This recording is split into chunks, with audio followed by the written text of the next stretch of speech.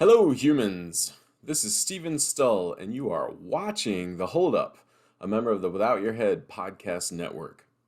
This is the podcast where I interview a friend of mine about a movie that they remember loving but haven't seen for at least 10 years. We have two conversations. First, we talk about what they remember, then we split up and watch the movie, and then we get back together and talk about how well it holds up.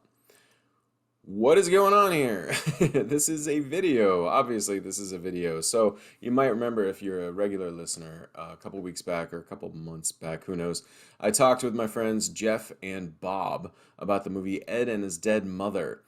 And the easiest way I could figure out to get all three of us, get all our audio recorded at once was just to do it over Zoom, which means I have a big Zoom video now.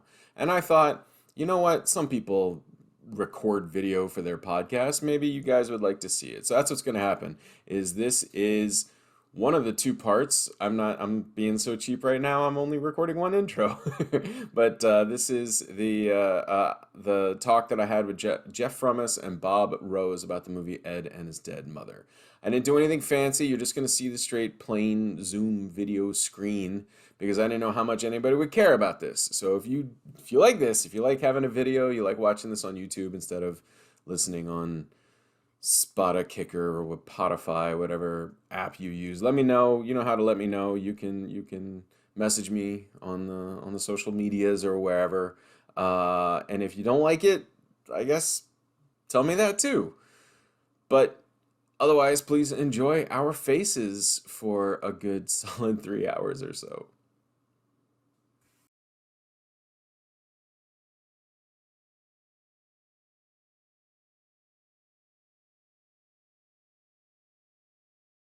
I wanted to.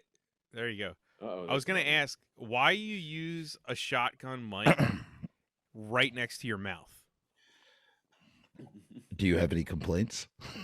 No, but he's going for that. He's going for that Hemingway feel. I'm just curious because I was like, when I realized it was a shotgun, it's like you could have it off cam, and it would sound great. Yeah, like not only is it a shotgun mic, but he's like filleting it while he talks. I don't know what that. There is no proof of such activities. Well, I'm Right, to answer your, now, so I don't know what you're talking about. So, to explain the situation, when I started getting into podcasting, I needed a better mic. I didn't want to spend money on a mic, and so But you I wanted had a a shotgun multi-purpose mic. one. Oh, okay. No, I There's had a nothing- shotgun mic. There's nothing wrong with it. It's great. It sounds great. It's loud Yeah. as fuck. Is it, Okay. dude? It's You're- not you're- that. I'm telling you, it's not that loud. You're Alright. so loud, dude. Okay. Are you serious? Yes, Yeah. you're. You know what Steven my I can fear almost is? not hear Steven over you. All right, here's my fear though. Here's my fear. I'm lowering it to way lower than I normally have it, and I have a feeling that when you make this recording, I'm gonna be super low. I But have you're a gonna feeling. master it, right? I'm gonna master it. I'm gonna run it through audition and stuff. Okay. Some of All us don't right. just live stream, It's fine. sir. We master. Oh please, I know how to master a thing or two. I know, I'm I a know. master debater. Okay. Wait, so back up a second to just before, like when we were chatting while you two were apparently pooping. Yes. You're both non-drinkers, is that correct? Yes. Yeah. Okay. I didn't know that about you, You didn't Bob. know that about Bob? I don't drink, Bob. smoke. I don't drink, smoke, do drugs, or eat red meat. Bob, I love you. That's Do the you only listen- explanation for how I can be so fat and not die. Do you listen to Minor Threat? Is that you? Big- No. No. You don't know that. I Okay. just I don't just know. love that so much. I love that so much about you. I had substance abuse problems. I'm in recovery. Are you I've serious? I've been in recovery for almost half of my life actually. So That's, well, I'm glad you're in recovery. so My that's dad why died from I don't. smoking. If that helps, you know, I had to. I quit. I was a pack a So- day smoker for many years, and I quit Wait, Bob, about did 12 you- years ago. Did you say, Bob? Did you say that's why you quit smoking, as in weed? No, I never started smoking Oh, you because never my started. dad Ah. I see. died because of smoking. His arteries hardened Oh, yeah. because he smoked since he was like 12. Yeah, my dad was a and- big smoker. I smoked very briefly. Yeah. Cigarettes. I smoked weed longer than I smoked cigarettes, but I haven't smoked weed in a really long time either. I like Hey. to do anything that makes me feel good, and so I just don't do things. Well- You know what my big problem now You're is still food. really loud. I just want to say, Food. Bro. Okay, I'm gonna tell you something. Yeah, That's food is my fine. big problem. is it just No, no, no. me? Is it just me, Steven? No. Is that- No, No, he still I'm at sounds wicked 14. loud. Listen, listen to me. I'm at 12 dB now. I'm normally at 28 dB. You got to understand. There's something on your end that's making this weird. It's not me. So how does how does our volume sound to you? Yeah, do we sound okay? You guys sound totally normal to me. That's why I Okay. think. You think it's our And the reason why I keep this like this is because I get just crisp, Oh, I booming hate that sound. fucking word. What? Crisp. I Crisp. hate that word so much. That's You know, like my most hated Steven, word. you're People too. hate moist. I don't hate moist. Moist Like is Steven, fine. you could be closer to your mic, and Jeff, you could be like 5 feet farther from the mic. Do you I want me to get can't. closer? I Like, can't physically do it. What about Oh, now? I- How do I sound now? Can you hear me? Well, you A gotta little point it. quiet You gotta now. point it right. No, you don't hear me though. You I can can't hear you. me. No, we can hear you. You can hear me. All right, I'll Yeah. just stand over here. It's then. weird. I'll admit. God damn it! No, Yeah, I'll- you wanted it this way. You asked for this. Look what you did, Bob. Look what you did. I'm Look what just you curious. Look, I This was is just so rude. curious. Oh wait, listen. Hold on. Can I just tell you about the things that I carried down in my arms when I was coming down here? Because it's just really funny From combination. the bathroom? Yes. What did you bring? I From the stopped bathroom? in the kitchen. I brought this down because I needed to have this downstairs. Is that a back scratcher? No, It's it's a very just short it's just a back scratch. skeleton. It could be. It's just a skeleton Or arm. just a ball scratcher, I guess. I Yeah. brought short. I brought this cucumber. It's kind of a pickle. I want to share. Okay, so Bob. Wait, I'm not done. I'm not done. Hold I on. got- okay, what do you got? Oh, I brought LaCroix. I brought a Oh, LaCroix you brought key LaCroix. lime. Key lime. Listen. Yeah, it's really good. Key lime. Pure LaCroix is the only good one. Listen, this is I like lemon or lime. this is vegetable juice with high fiber in it. Oh God, do you have poop problems? No, I just like to stay Because- regular. You like, I've got H2O. That's it. And this is a Krispy Kreme Ooh. cinnamon toast donut that looks good. You know, I could you go for do. that. I got. You eat a lot of sugar. because I have problems. That's Hmm. fine. I'm not. No, I've I noticed know. it. I'm just It's I'm fine. saying, yeah, I have a sweet tooth that's out of control. And you know what's Mm. weird? And listen, I'm just speaking for myself personally. One day I have a super fast metabolism in one day. It's gonna stop. In 2013, I just started to notice myself put on weight Oh yeah. like crazy. And I was like, what? Wait, what's happening? Why does this happen? And I was like, wait a minute. You can't Time. eat. You just can't eat this. You can't eat this shit. It makes Yeah. you it makes you gain weight. And I hate the way I look. And yet I can't stop. Sugar is like, food, just like jeans, just like anything else, clothing. These are very personal things. Like Mm. everybody likes things a personal way. Food is a very personal thing and comforting thing and whatnot. And yeah, and it all ties into the substance abuse and all that. Yeah. Gotcha. So, I didn't mean I'm to gonna bring ask that you- up. I was just. I'm gonna saying. ask you guys. I'm gonna ask you both a question, but I'm gonna answer it first, because that's the reason anybody ever asks anybody a question. So I used to like to ask people what superpower they could pick if they could pick any superpower. And if you'd asked me 20 years ago, I would have said teleportation, right? Because I thought teleportation was a really great way to go around and see lots of places or whatever. Then if you asked me about 10 years ago, I would have said time stopping, because I feel like that's the most useful for like getting ahead in life without upsetting any standards too much, like not rocking any boats. If you started showing up, if I started teleporting to, like, I don't know, the Eiffel Tower or something, security guards might notice and there'd be attention. But if I could just stop time, I could just do little things that made my life get better, like not having to pay for groceries or like going and get Blu-rays from Best Buy or whatever. But if you ask me now, what kind of superpower I would have, if I had my pick, it would be, I would like to be able to eat literally anything without ill effects, right? Because I think back to 15 or 20 years ago, and I'd eat like a whole Papa John's pizza and 10 chicken Mm. wings and then a pint of Ben and Jerry's and like half a six pack. And I'd go to bed and get up and go to school the next morning or something like that. Now, thinking about that meal just makes me tired. And I get heartburn and like I get backed I'd- up and I'd fall asleep. yeah, right after I halfway ate through. Yeah, it would like instantly. So that would be my superpowers. I like to be able to just eat, and I mean anything, like eat 400 habanero wings and just like have nothing, or just Yeah.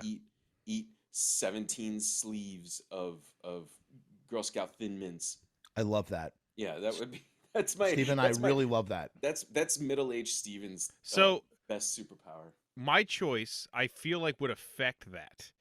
Because when I was younger, I always said invulnerability. That was always my thing. Like, you could drop. This like a coward's pick, though. Like, I know, I but just never want to die.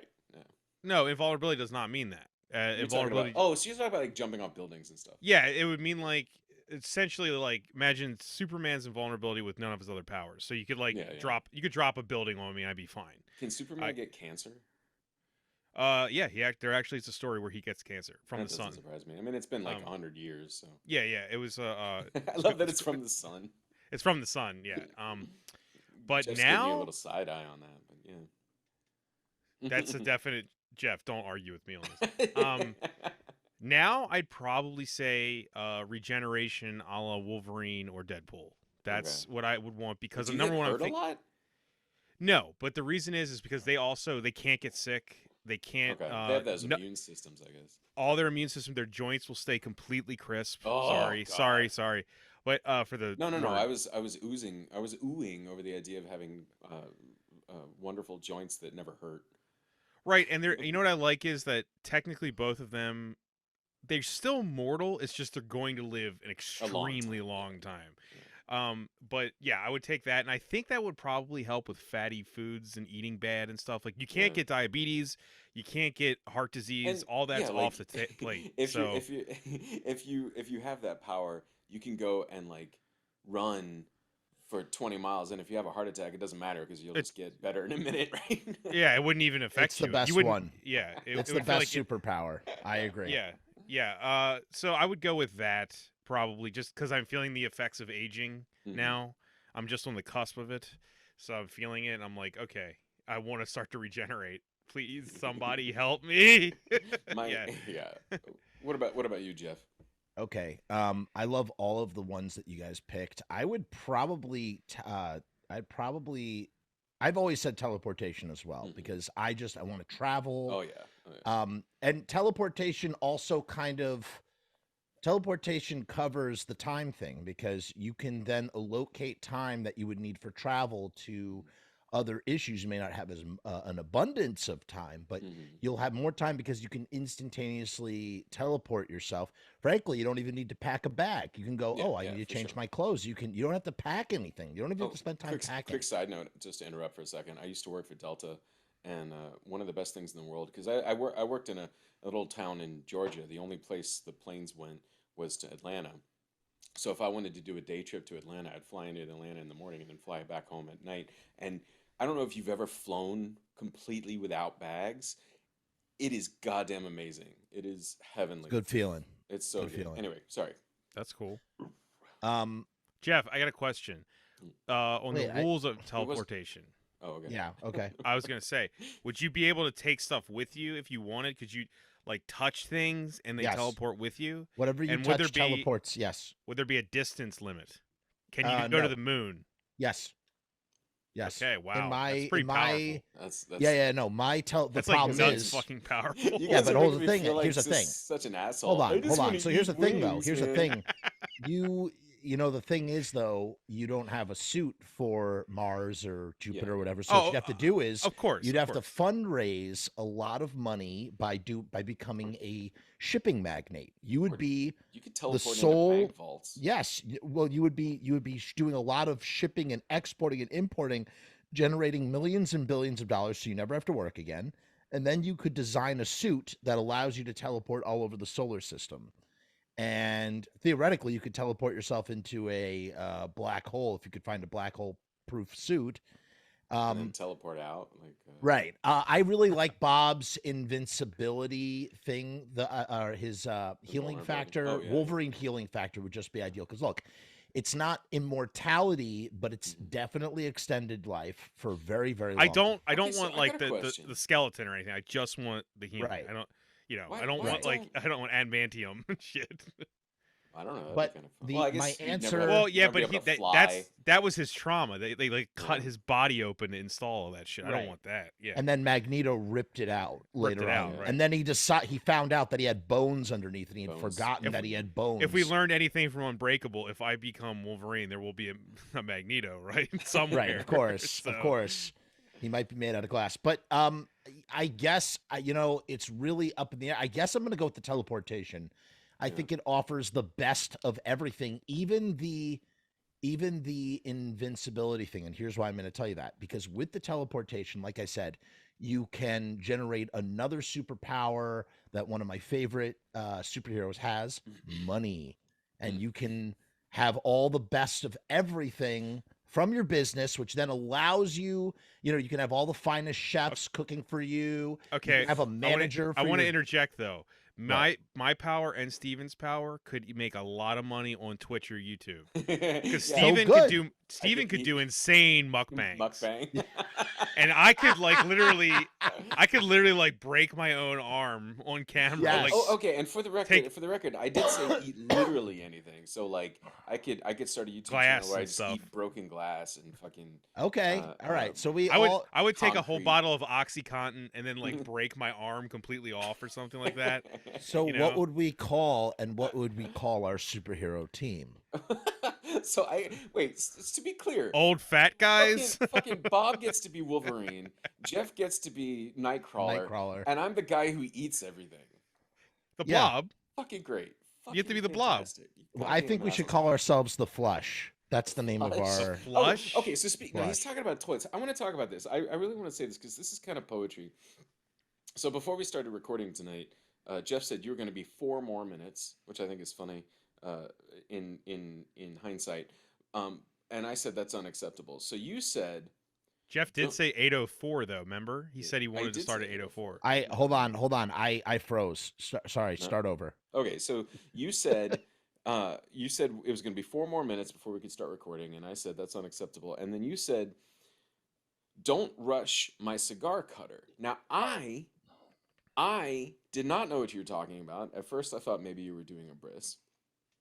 Yes. Then you said, "My rusty sheriff's badge." And I was like, wait, what the fuck? And then you said, "My dirty starfish." And I said, oh, he's talking about his butthole. But I want to share some of these other ones because some of these I haven't heard before. Because they've literally never been said before. You said, so we got cigar cutter, rusty sheriff's badge, dirty starfish, rusty wagon wheel. Yes, I did say that. Rusty spittoon bucket. Yes, I did say that. Spittoon bucket.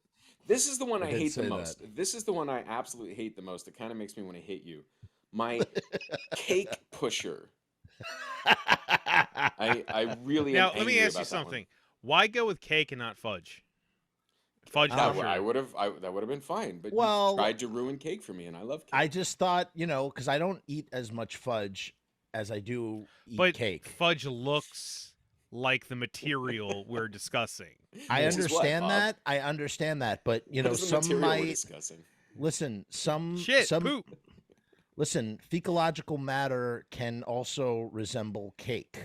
Okay, it can. Oh my God. Chocolate cake. I feel like the default of cake is not chocolate cake though. I feel like the default like cake is like a yellow cake. A white cake. So if you should say, some more here. It should be chocolate cake pusher. Then that's all I'm saying. Yeah, cake pusher. I found really upsetting. There's a couple more here. I'm gonna skip the next one and come back to it because it's my favorite. For a guy, hold on a second. For a guy who has the film festival with some of the weirdest, most bizarre movies, he is This is the line. This is the line. Yeah. He's like, I have to itemize this list of words that disturbed me in a Facebook chat. Go ahead. You offended. Go ahead, Steven. All right. So the remaining, just a couple left. My brown taffy maker, which I thought was a little lazy, honestly. Just a little bit lazy. Tiny bit lazy. Okay, so this is my second favorite. This is the last one you mentioned. My reverse duty dildo shooter. And then the one where I stopped, I'm going to go back now, and the one that I skipped, the one where I said, okay, come on, you're just fucking with me now, was my brown cucumber dispensary. And for some reason that doesn't work. That's such a beautiful but piece it's of amazing. Poetry. Why are you being so semantical with this stuff? Just let it be.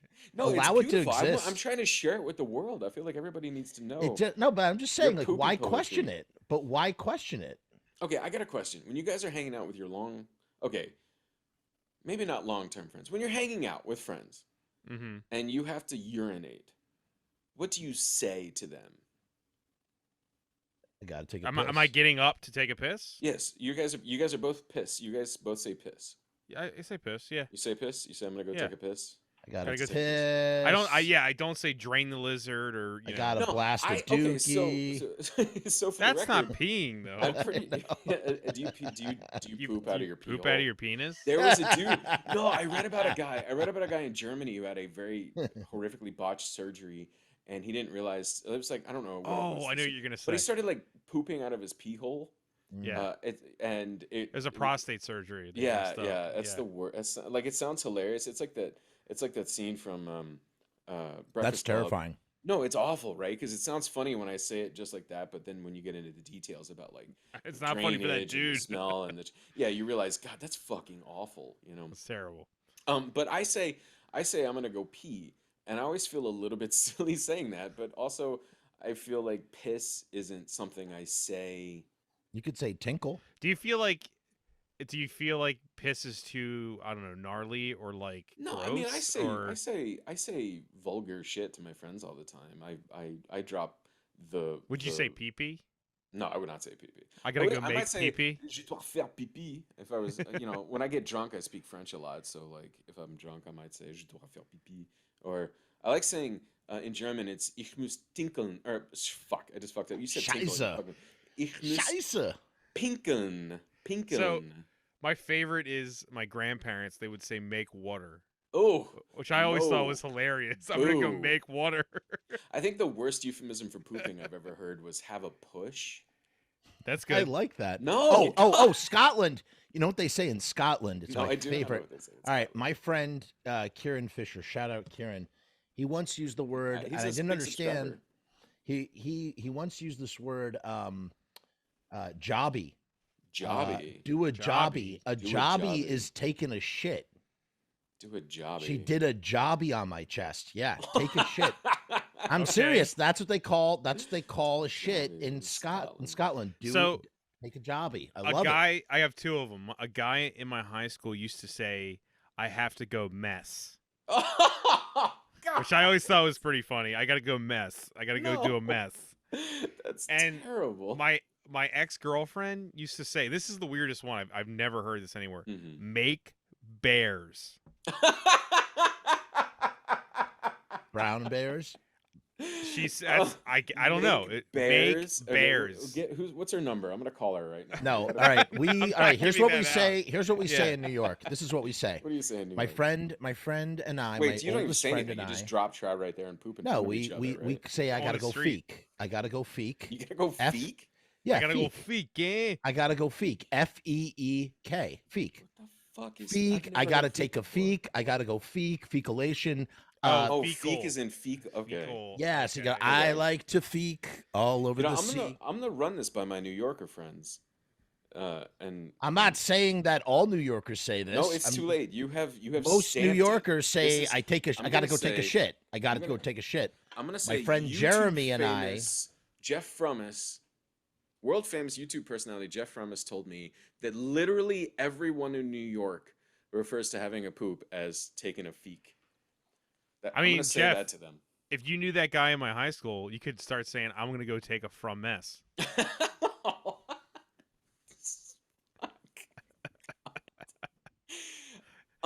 Okay, I want to point out real fast. I that can't help it. Look, his this is name a- is huge behind him. It's like screaming Yeah, at it's got me. the big I- from. It's you know, it's perfect, It's Bob. it's It's perfect. I love it. I love it. A from mess. Great. From mess. mess. Beautiful. This is a movie podcast. Is it? Is that what this is? You guys are on my podcast right now. I guess I should. We should. Before. Okay, I want to. It was a long time ago when we determined what movie we were going to watch. Is it Evil Ed? Is that what we're doing? No, it's Ed and his dead mother. It's Ed and his dead mother. It's not Evil Ed? I don't believe Ed- that was Ed on and- his Ed and Yeah. his dead mother. Okay. 1993, Ed and his dead mother. All right. Well, shit. That's cool. I haven't seen that in a long time either. I mean, I Well, only that watched. works So for the show, right? if it was no, it works great. I only watched Evil Ed last year. So it wouldn't have counted. No. I'm not held to the rules. It's only man. us It's my that show. matters. It's just you I guys. love that. I love your confusion on the rules, Jeff. You were the It's one awesome. held to the rules. Yeah. I love that you're a LaCroix boy like me. I'm a garbage head. I'll drink anything under the sun that's Yeah. seltzer. I learned Like today in Polar. Duolingo. Let Okay, me so tell you something. so Duolingo. Key lime. You got to do key lime. I'll say LaCroix for me is my least favorite because I find it to be the least carbonated. I like a bite of carbonation, and then I it doesn't have agree, it. but I will tell you the flavor there's lime LaCroix, and then there's key lime, and the key lime. Key limes are better than limes. It's just so different try and it. good. So- It's just so refreshing. I hate to do this. My friend Brian, you guys might know of Brian at least. Brian Lonano, creator of Gwilliam, and Oh yeah. His shorts are great. Yeah. Oh yeah, I his love shirts are incredible. Gwilliam. Love Yeah. Gwilliam. Brian told me one time he said you should have your podcast listeners do a drinking game where they take a drink every time you mention growing up in Europe. He was giving me shit about bringing it up in every conversation that I. Are we supposed to drink right now? So my only point, I don't drink though. Yeah, we'll have the a drink problem. of liquid. LaCroix then. Yeah, put some okay. liquid in you. I could do that. And that makes the podcast more torturous. I guess not for Jeff because he's got a pea jar underneath his table there. Yeah, But the Jeff's point is releasing this entire time. My favorite. I got a Making catheter. My I got a favorite- bladder buddy. My favorite bubbly water was a German brand called Hessen Quelle that we used to buy by the fucking caseload when I was a kid. That was the jam. That was my shit. It was only like, I don't know, probably a half liter per bottle, but there were these big glass bottles, and I don't know. It was very satisfying to drink out of them. It was these like long, tall, skinny. It's a weird thing to add to that, but I went to a bachelor party this past weekend. In Germany? No. Oh. In Maryland, sadly. Okay. But my friend is like obsessed with this one seltzer water brand called Topo Chico. Topo Chico. I don't know. It comes in glass bottles. Uh-huh. He I've had heard a of whole he had a whole mini fridge filled with like the lime and the regular. I gotta say, the lime, stuff. it's the only fake lime I've ever tasted that tastes like you actually just squeezed lime into it. So it was actually like really delicious. I like Have I like Topo Chico. artificial banana flavoring more than I like banana flavoring. Is that I weird? like Okay. banana flavoring more than I like bananas. I can't Yeah. agree on that stuff. I like I bananas. mean, okay, so do you guys? Banana now never and mind. laters, the artificial banana-ness of it is Bananas I are the don't only like that. good runts. Bananas are the only good runts. Yes. Oh my God. Yes, Yeah. Steven, I agree. I'm not a big fan. Shut the You've fuck said up. that Nobody already. asked you. I like the other runs. I'm sorry, they're the better ones. No, you're No. wrong though. Like I like clearly wrong. I like the Banana red ones. runts are the best runts. Okay, so I say this as somebody who really enjoys runts. Runts have that chalky texture that you cannot put berry flavor to that. It's incongruous. You can't put chalky berry in your mouth. You Chalky can. banana is good. It's like tasty. I mean, it There's lends an itself to argument the for all texture the better. runts.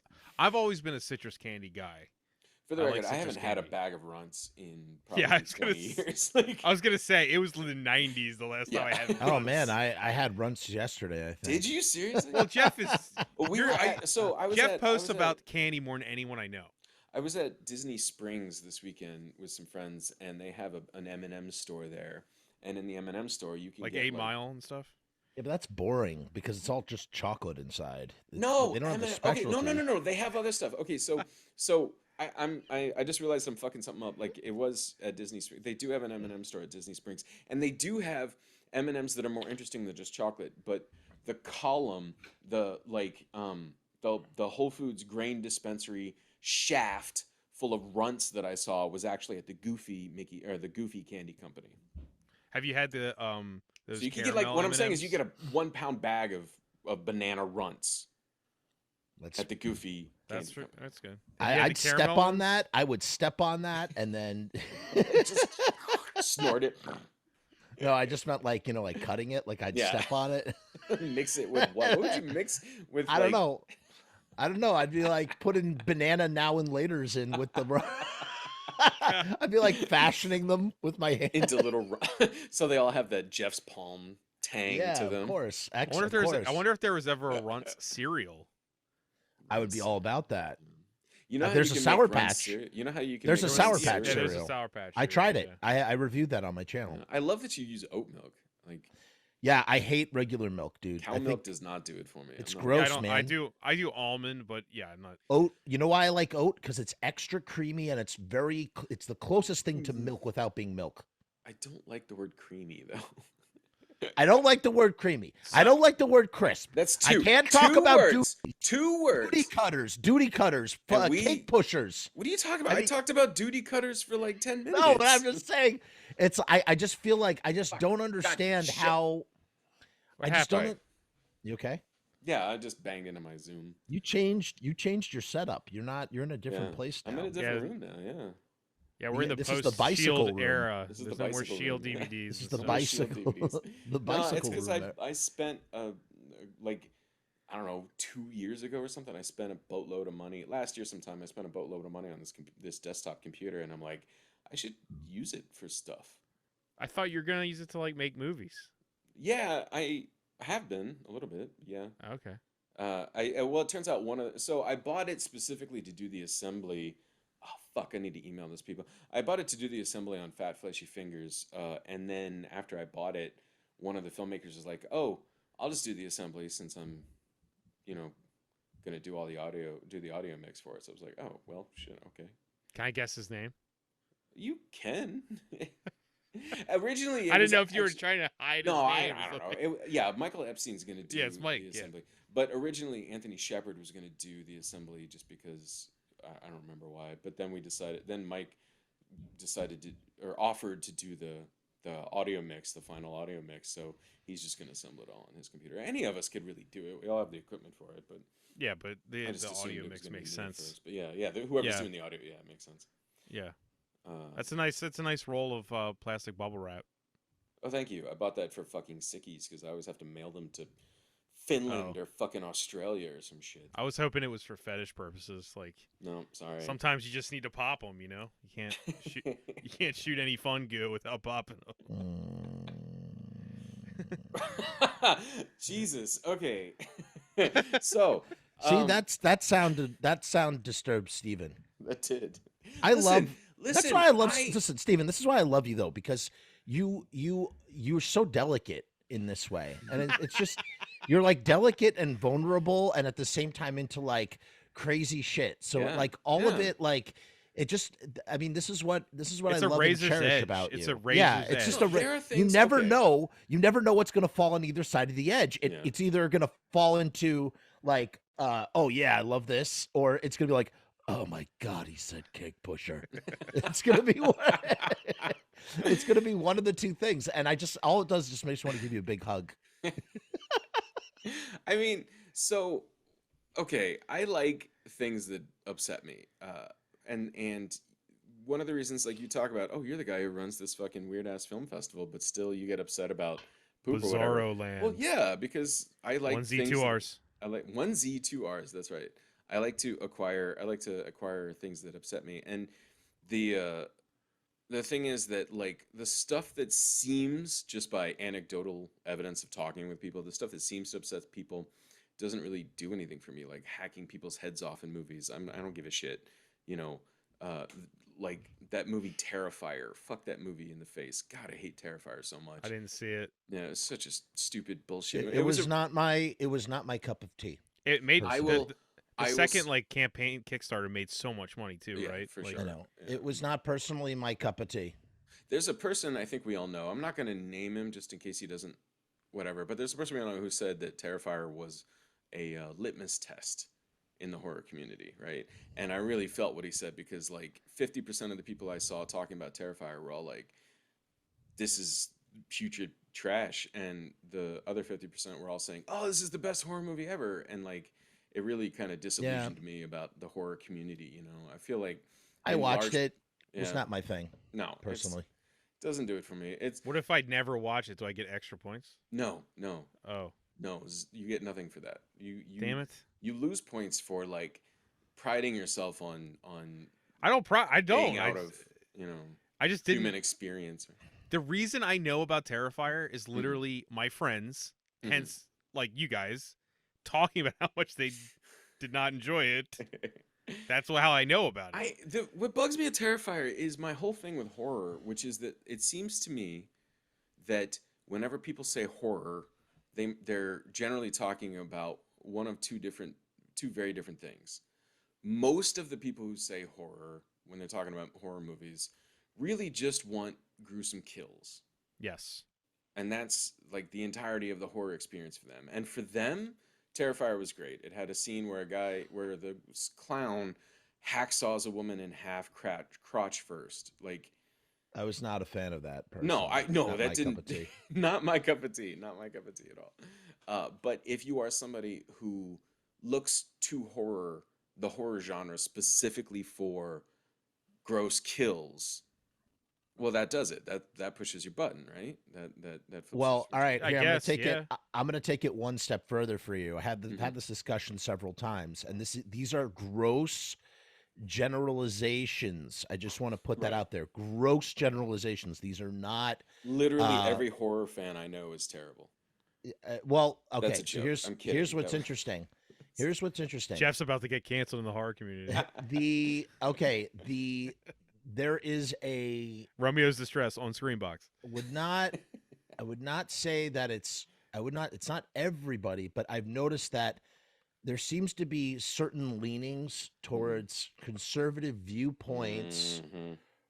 if you are into specific types of horror movies that are usually made by filmmakers that are super left leaning. That's what's interesting about it. You know The what's- ones that make the ones No, that no, you're make right. the stuff are very left leaning or whatever, hold closer to left leaning views.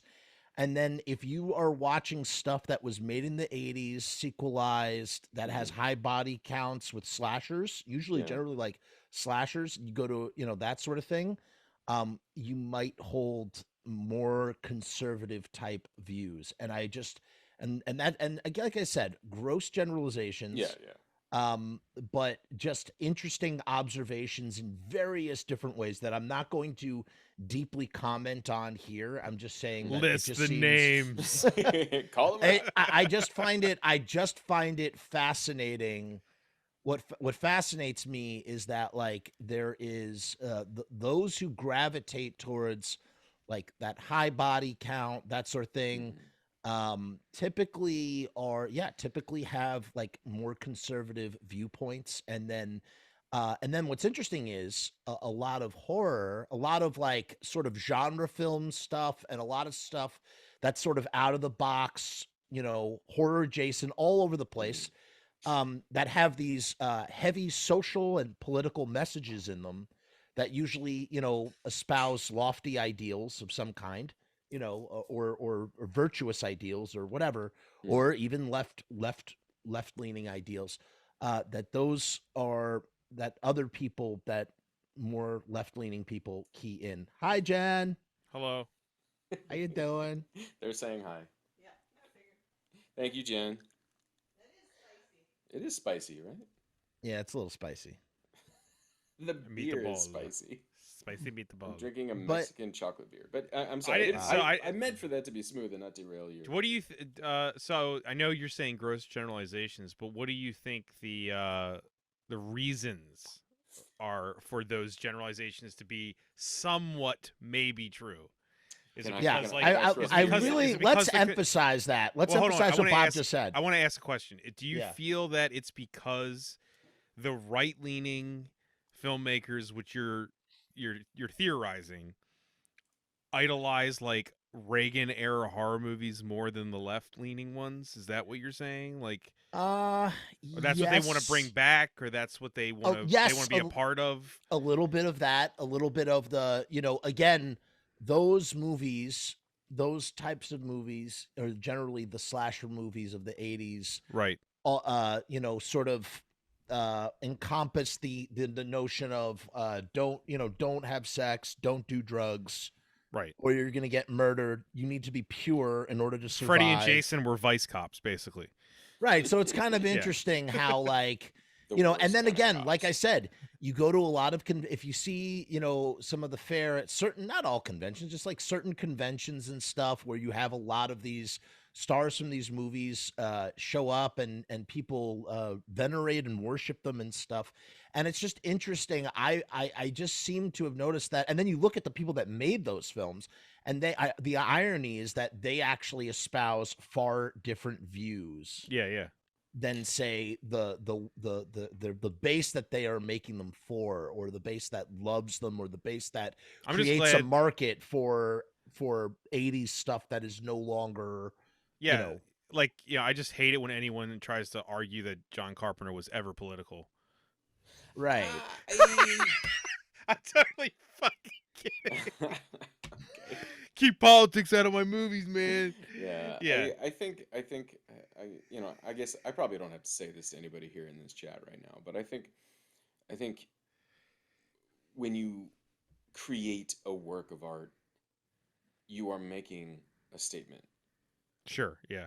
There's no way around 100%. There are a lot of people who say, "Oh, well, this movie wasn't supposed to be political or whatever, or I wasn't trying to say anything with this. I just wanted to make a movie where people get chopped up or whatever." And my point is, you can't help but to make a statement when you create a piece of art.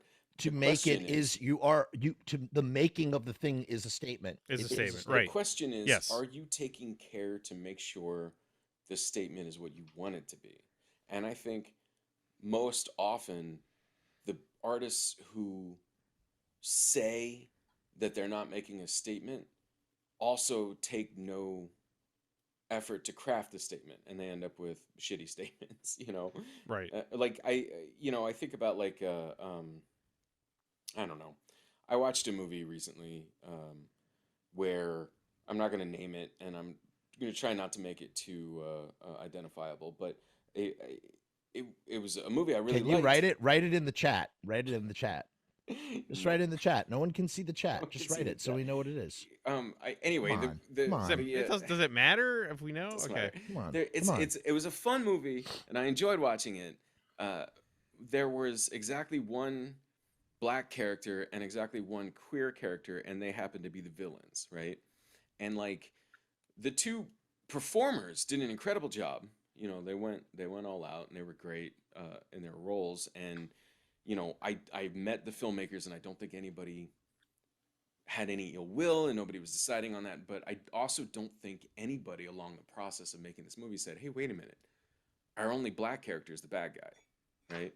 Right. Our only queer character attacks the hero, and that's, I think, what happens when you think that you're going to make a movie that doesn't make a statement." Sure. It's also very Disney of them, like Disney, like animated movies. All the villains are queer coded, right? Yeah. Yeah. Well, you know what I'm saying? Like they're coded, right? Like queer, Ursula, like Ursula, right? Divine, right? Yeah. I mean, you're sure. I mean, even when I'm making the dumb fucking shit, when I make it, I feel like there's something there that I'm saying, I always feel like there's something there. If you accept the fact that everything says something, then you can at least try to control what you say. I don't think you have complete control over what you say. I think that once you've created some interpretation is and once you've created a thing and you put it out there in the universe, it doesn't really belong to you anymore. That's my thing, my thinking on the matter. But at least if you're aware that a non-political artwork is a fucking myth, then you can try to inject your artwork with the politics that you want it to have. It doesn't need to be complex either. No, it could just be like authority is bad is enough. There's a movie. Corporations are bad is enough of a theme. You know what I mean? You don't need much. This happens when we, I do all the, speaking. We do a lot of Misfits related content on the YouTube channel, and a lot of people love the Misfits because they say, "Oh, it's not political," and I say no. I say no. That's quite the opposite. There's a lot of politics. Dude, Texas is the reason? Come on now. Well, I mean, besides Bullet, I'm just saying, in terms of, you look at a song like I Turned Into a Martian. Yeah. That is totally a political song on so many levels. Not maybe not Isn't like the title of the band? the misfits. The misfits. I mean, yeah, like it's everything. That's like counterculture, right? Of course, there's a state. It's Somebody- all a statement. I turned into a Martian. I can't even recall my name. Times I hardly sleep at night. I turned into a Martian day. You're talking about being, not from this world or not feeling, alienated, just all sorts of stuff like that. And so, like, just because you don't like, there's always something is being said, always. And here's the thing, and I've noticed this in my personal work. Sometimes I don't always know what I'm saying when I go in, but I find it as I'm making the thing. It's like you're fine. You as you shape the statue, it starts to take a form, and then maybe you start to intentionally add certain elements because you go, oh yeah, that message is there, so I'm going to add a little bit more of this, or I'm gonna add this scene to make this more like this, that kind of thing. You're aware at the beginning. I mean, are you aware when you see those things? You're like when you're aware during the making of the thing. You're open to seeing whatever messages it's sending. Right. You're not saying, I'm going to make this thing and it's not going to have any message at all. It's just going to be people shooting each other in the face. Well, what's interesting is Bohemian Rhapsody, I thought, had a very strong... You talk about the movie? Yeah, I thought it had, and here's what was fascinating to me. May I talk about it? I've seen it if that helps. I don't want to spoil it for you. We've already talked. Right? Me and Jeff have already talked about it. Don't tell me Freddie Mercury dies. The message, but to me, the message in that movie is that homosexuality was a sinful vice that Freddie Mercury had. Yeah, and it's treated, and the narrative, and it's amazing. And I'll tell you something. I have queer and gay friends who have told me to my face, you are wrong. That is not present there. And what do I know? Mm-hmm. But I'm telling you, I watch that and I just see it reads to me as like, oh, he was like with the girl. Mm-hmm. And then like, but he had this thing that he couldn't resist, that, he had to go to truck stops and it treats his homosexuality like drugs. Yes. And then what happens? And then what happens is they completely cut out his relationship with his hairdresser guy. And instead they bring the girl back, and now she has a baby and a husband. And it's like, oh, Freddie, if you had only been straight and stayed with me, we could have had this, but now you're going to die of AIDS. And it's just kind of like they added an apology scene. They added him apologizing to the band. It was like it just was I thought it was egregious, man. Yeah, I thought it was so egregious. The message was so, and it's directed by Bryan Singer, who not only is a bad dude, but also right. But he, it's directed by a gay man, and that's what blows my mind. Like it was very apparent to me. Yeah, and I haven't seen any movies suck too. I always thought they sucked, but you want to know something? Especially part was it 3? Yeah, I think 3 really. 3 is sucks. Brett Ratner. He's also a rapist, so it's just okay. Well, whatever. It does. I'm not saying it sucks because he's a rapist. I'm saying it sucks because it's no, bad. it sucks. I like First Class, but that's about, and that was not them. Oh my God. My point simply is that Bohemian Rhapsody. Bob from my podcast, by the way. Yeah. Well, he's you. No, not for hating X-Men, but for like not letting anyone ever talk. Go ahead. I'll let you talk, guys. Oh, he's letting me talk. Listen, I have Bob on all the time. We find our both, flow. Like stomp. Yeah. Okay. Oh, so do you. The three of us do. We're all bad.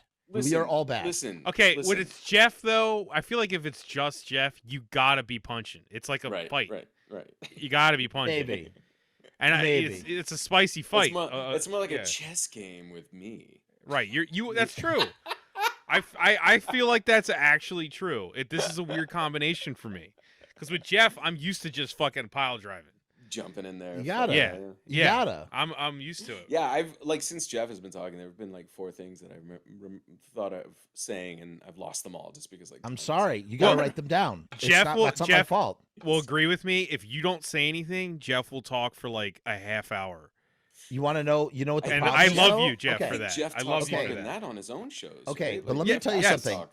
All right, here's why. Here's why though. Do you know how horrible it is if there is dead air? Yes. Because someone is not talking. Yes. And so the anxiety. Let me explain myself. The anxiety of not wanting there to be dead air causes you to keep talking. You just keep talking because you're afraid that the person can't go back and forth with you. It sucks. So there's this. Okay, so I don't know. We don't have to get into it. It's a sad tale. But there was this website called Cracked that technically still exists. But I know it's only- Cracked. I mean, it's yeah, it's a pale shit. Yeah, I'm not gonna get into the whole thing, but like I think we're all in its- extremely fans of old Yes, Cracked, right? old Like, Cracked, yeah, for sure. yeah. During I got him its- right over there. during its heyday. Talk about paper.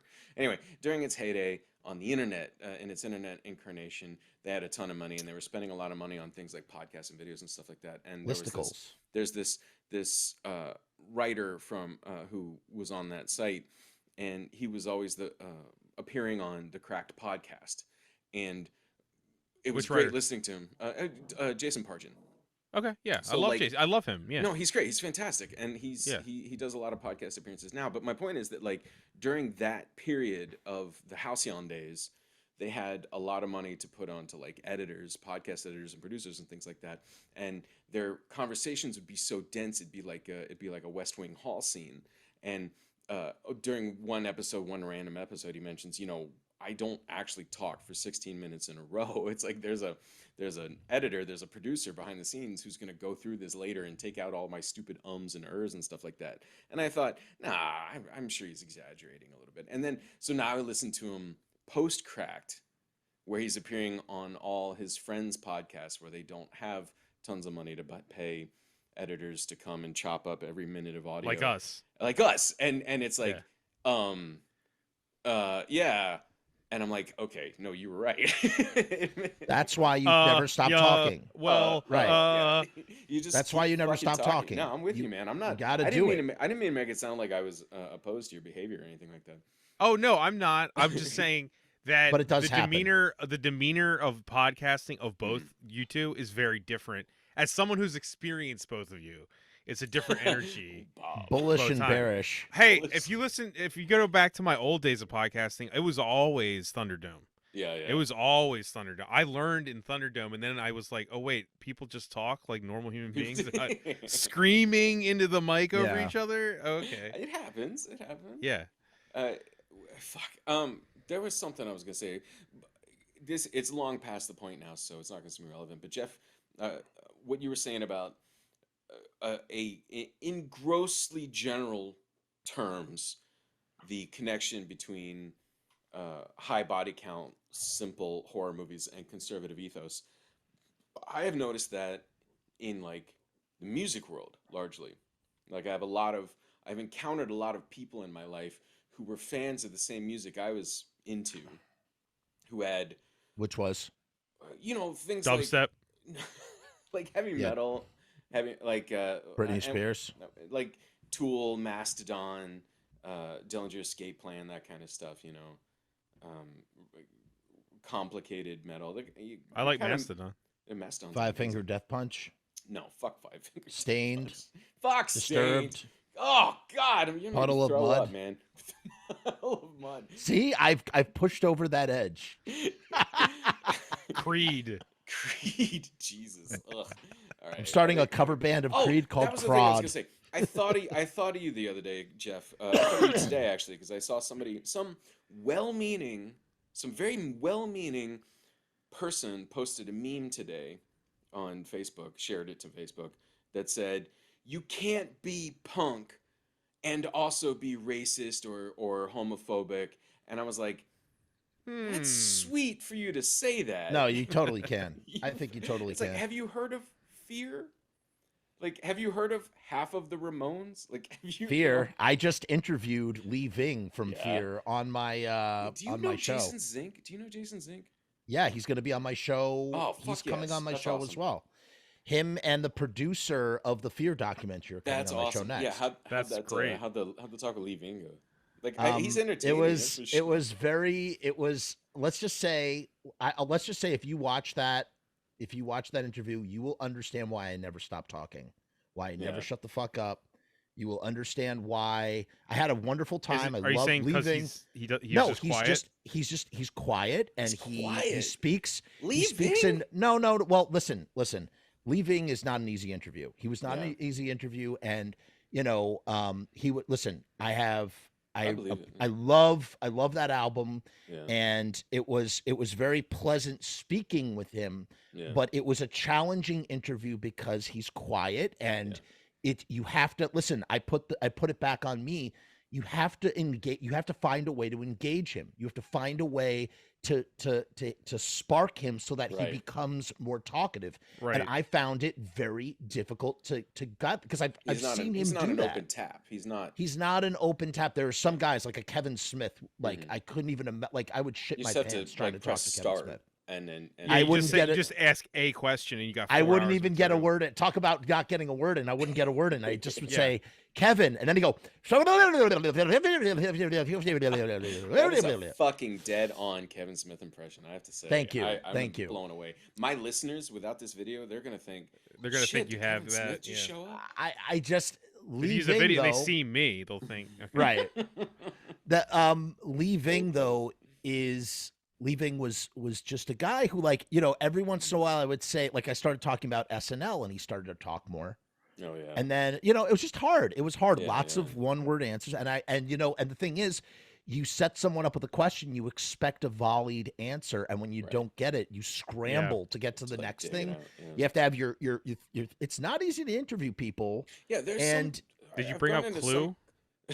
Actually, he brought up Clue. I was going to avoid Clue because I so feel like obvious. he gets asked it. Yeah, I was trying to ask him really smart questions because he's not a dumb guy. He's a smart guy. And and listen, he was very generous with his time.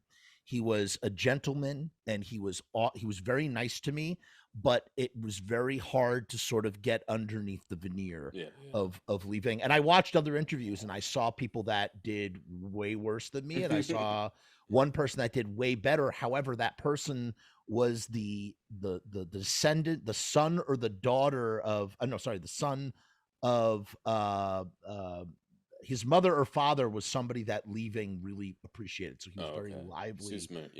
Right. So it was was it hard to get, like, just to get him on your show? Was that difficult or was that pretty easy? Is he available to No, it was not terribly difficult because I had an in because someone that is connected someone who's connected to him watched a bunch of my Misfit shows and knew my shows and stuff. Cool. And, so I shot, I reached out and they were like, oh my God. Yeah. They set it up. And now I'm having, like I said, I'm having the producer and Jason who, we have some interesting connections going back to Chicago. They're going to be on Pizza Punk and I'm looking very much forward to it. It's going to be a lot of fun. So quick shout out, to the guy we're talking about, Jason Zink. He has a movie called Straight Edge Kegger that everybody should watch because it's great. Yep. Where is it? Do you guys know offhand where it's streaming? It's on Shudder, or it was on Shudder. It was on Shudder. It was for sure on Shudder. My college friend who I used to collaborate with all the time was the director of photography on it. Oh, that's the connection between Jason and I. Oh, that's cool. And that's he great movie. It was a movie that Bob left his fingerprints on, for the record. Yeah, we don't have to. Yeah. Yeah, the fact that I was like I didn't meet this guy and I suggested one edit and he's like, okay, I'll do it. And I was like, that doesn't happen often. Yeah. No. I was like, I wait, really? Dick. Yeah. I suggested one edit. Blast. That was like the first time I met Steven in person. Wow. And I suggested one edit, and Jason was like, "That's great. I'm gonna do it." Wait, that was Genre Blast 2018 or 2019? Was it? Oh wow. Was that 2019? I don't know. I think it was. Time never matters anymore. I've said this before, but my memory is like a junk drawer in the kitchen. Like, it's got everything in it. Just there's zero order to it. So like I feel like it's 2019. I feel like that was probably 2019. That's because that was like my last. Did I have a movie in 2019? Maybe I went there with Demon. Doesn't matter. Not important. It's the year you were handing out Cave of Tits scripts. Thank you, Bob. Cave of Tits. What is it? What? Why is that embarrassing? Because this is what I'm talking about. You stepped off the edge, Bob. And you struck a nerve. You said Cave of Tits. No, Steven doesn't like hearing that. I am very. I liked that script. I was a fan. Cave of Tits script. I'm a huge fan of the Cave of Tits script, and it was nominated it was selected for the Genre Blast screenplays. And so I thought, never having participated in screenplay competitions before, I thought, okay, well, I'm going to this festival. my screenplay is an official selection. Maybe people will want to read it. So I printed out a bunch of copies of it, and then I got there and I started trying to hand them out to people, and then I found out through vigorous nonverbal communication that foisting your script off on people is like tantamount to handing them a plate full of your shit. So that's why like I get it. I'm sorry. You know what? To I still everybody have I my forced copy. a script on at Genre Blast. I'm I very took sorry, it except for Bob. happily, and I thank you. still have it. I'm Well, one if of somebody these So- days, handed me I'll a get around script to it. called Cave of Tits, I would gladly, I was I a would gladly supporter. accept it. Well, you I would have been. You should have been there. gladly You'd accept have gotten a copy of Cave of Tits. I would definitely have embraced the Cave of Tits. And either way, Straight Edge Caker was the first movie I saw that year, And we, you, and yeah. like that was a great experience. You know, not to sound petty, but I had the same suggestion you had, Bob. You just got to him first.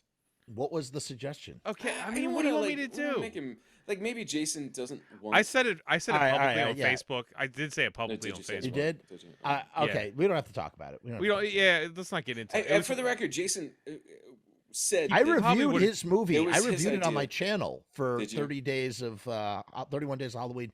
And I one thing that I interpreted in his film was that that what the two guys were very much in love. yeah, That it was a romantic relationship, and that he was jealous of the friendship with the guy who drinks and whatnot. Yeah, yeah. And Jason thought that was interesting. He said so. Well, Yeah. the idea that Bob suggested, Jason said he had tried to convince his editor and his producer to do that same thing already, and they were iffy about it. But then as soon as Bob said it, Jason's like, "Fuck it, I'm going back and I'm fixing it." Which, well, And once again, he didn't know I was some guy. You're some- I was some just some dude. fucking dude. Yeah, and I was like, but when I suggested it, I also explained my reasoning behind the cut, and he was like, "All right, you sold me, and I'm gonna sell them." So, yeah, I to be fair, I only met Jason Sink that time, so I don't Yeah. actually know him or anything. He joined the debacle in the first year. He and a guy who was at when it was Sick and Wrong, a guy came down to Sick and Wrong with a movie. Alex Lukens came down with a movie called High Fructose Suicide Booth, and I was delighted to find out that those two know each other because they worked on a debacle movie together that first year. It was delightful. Nice. They Are took. they doing it this year? I don't know. They haven't signed up for it yet. So Okay. Jason and Alex, if you guys are listening, Bob definitely wants you to join the debacle this year. Yeah, that's my suggestion for your life edit. That's- Do it.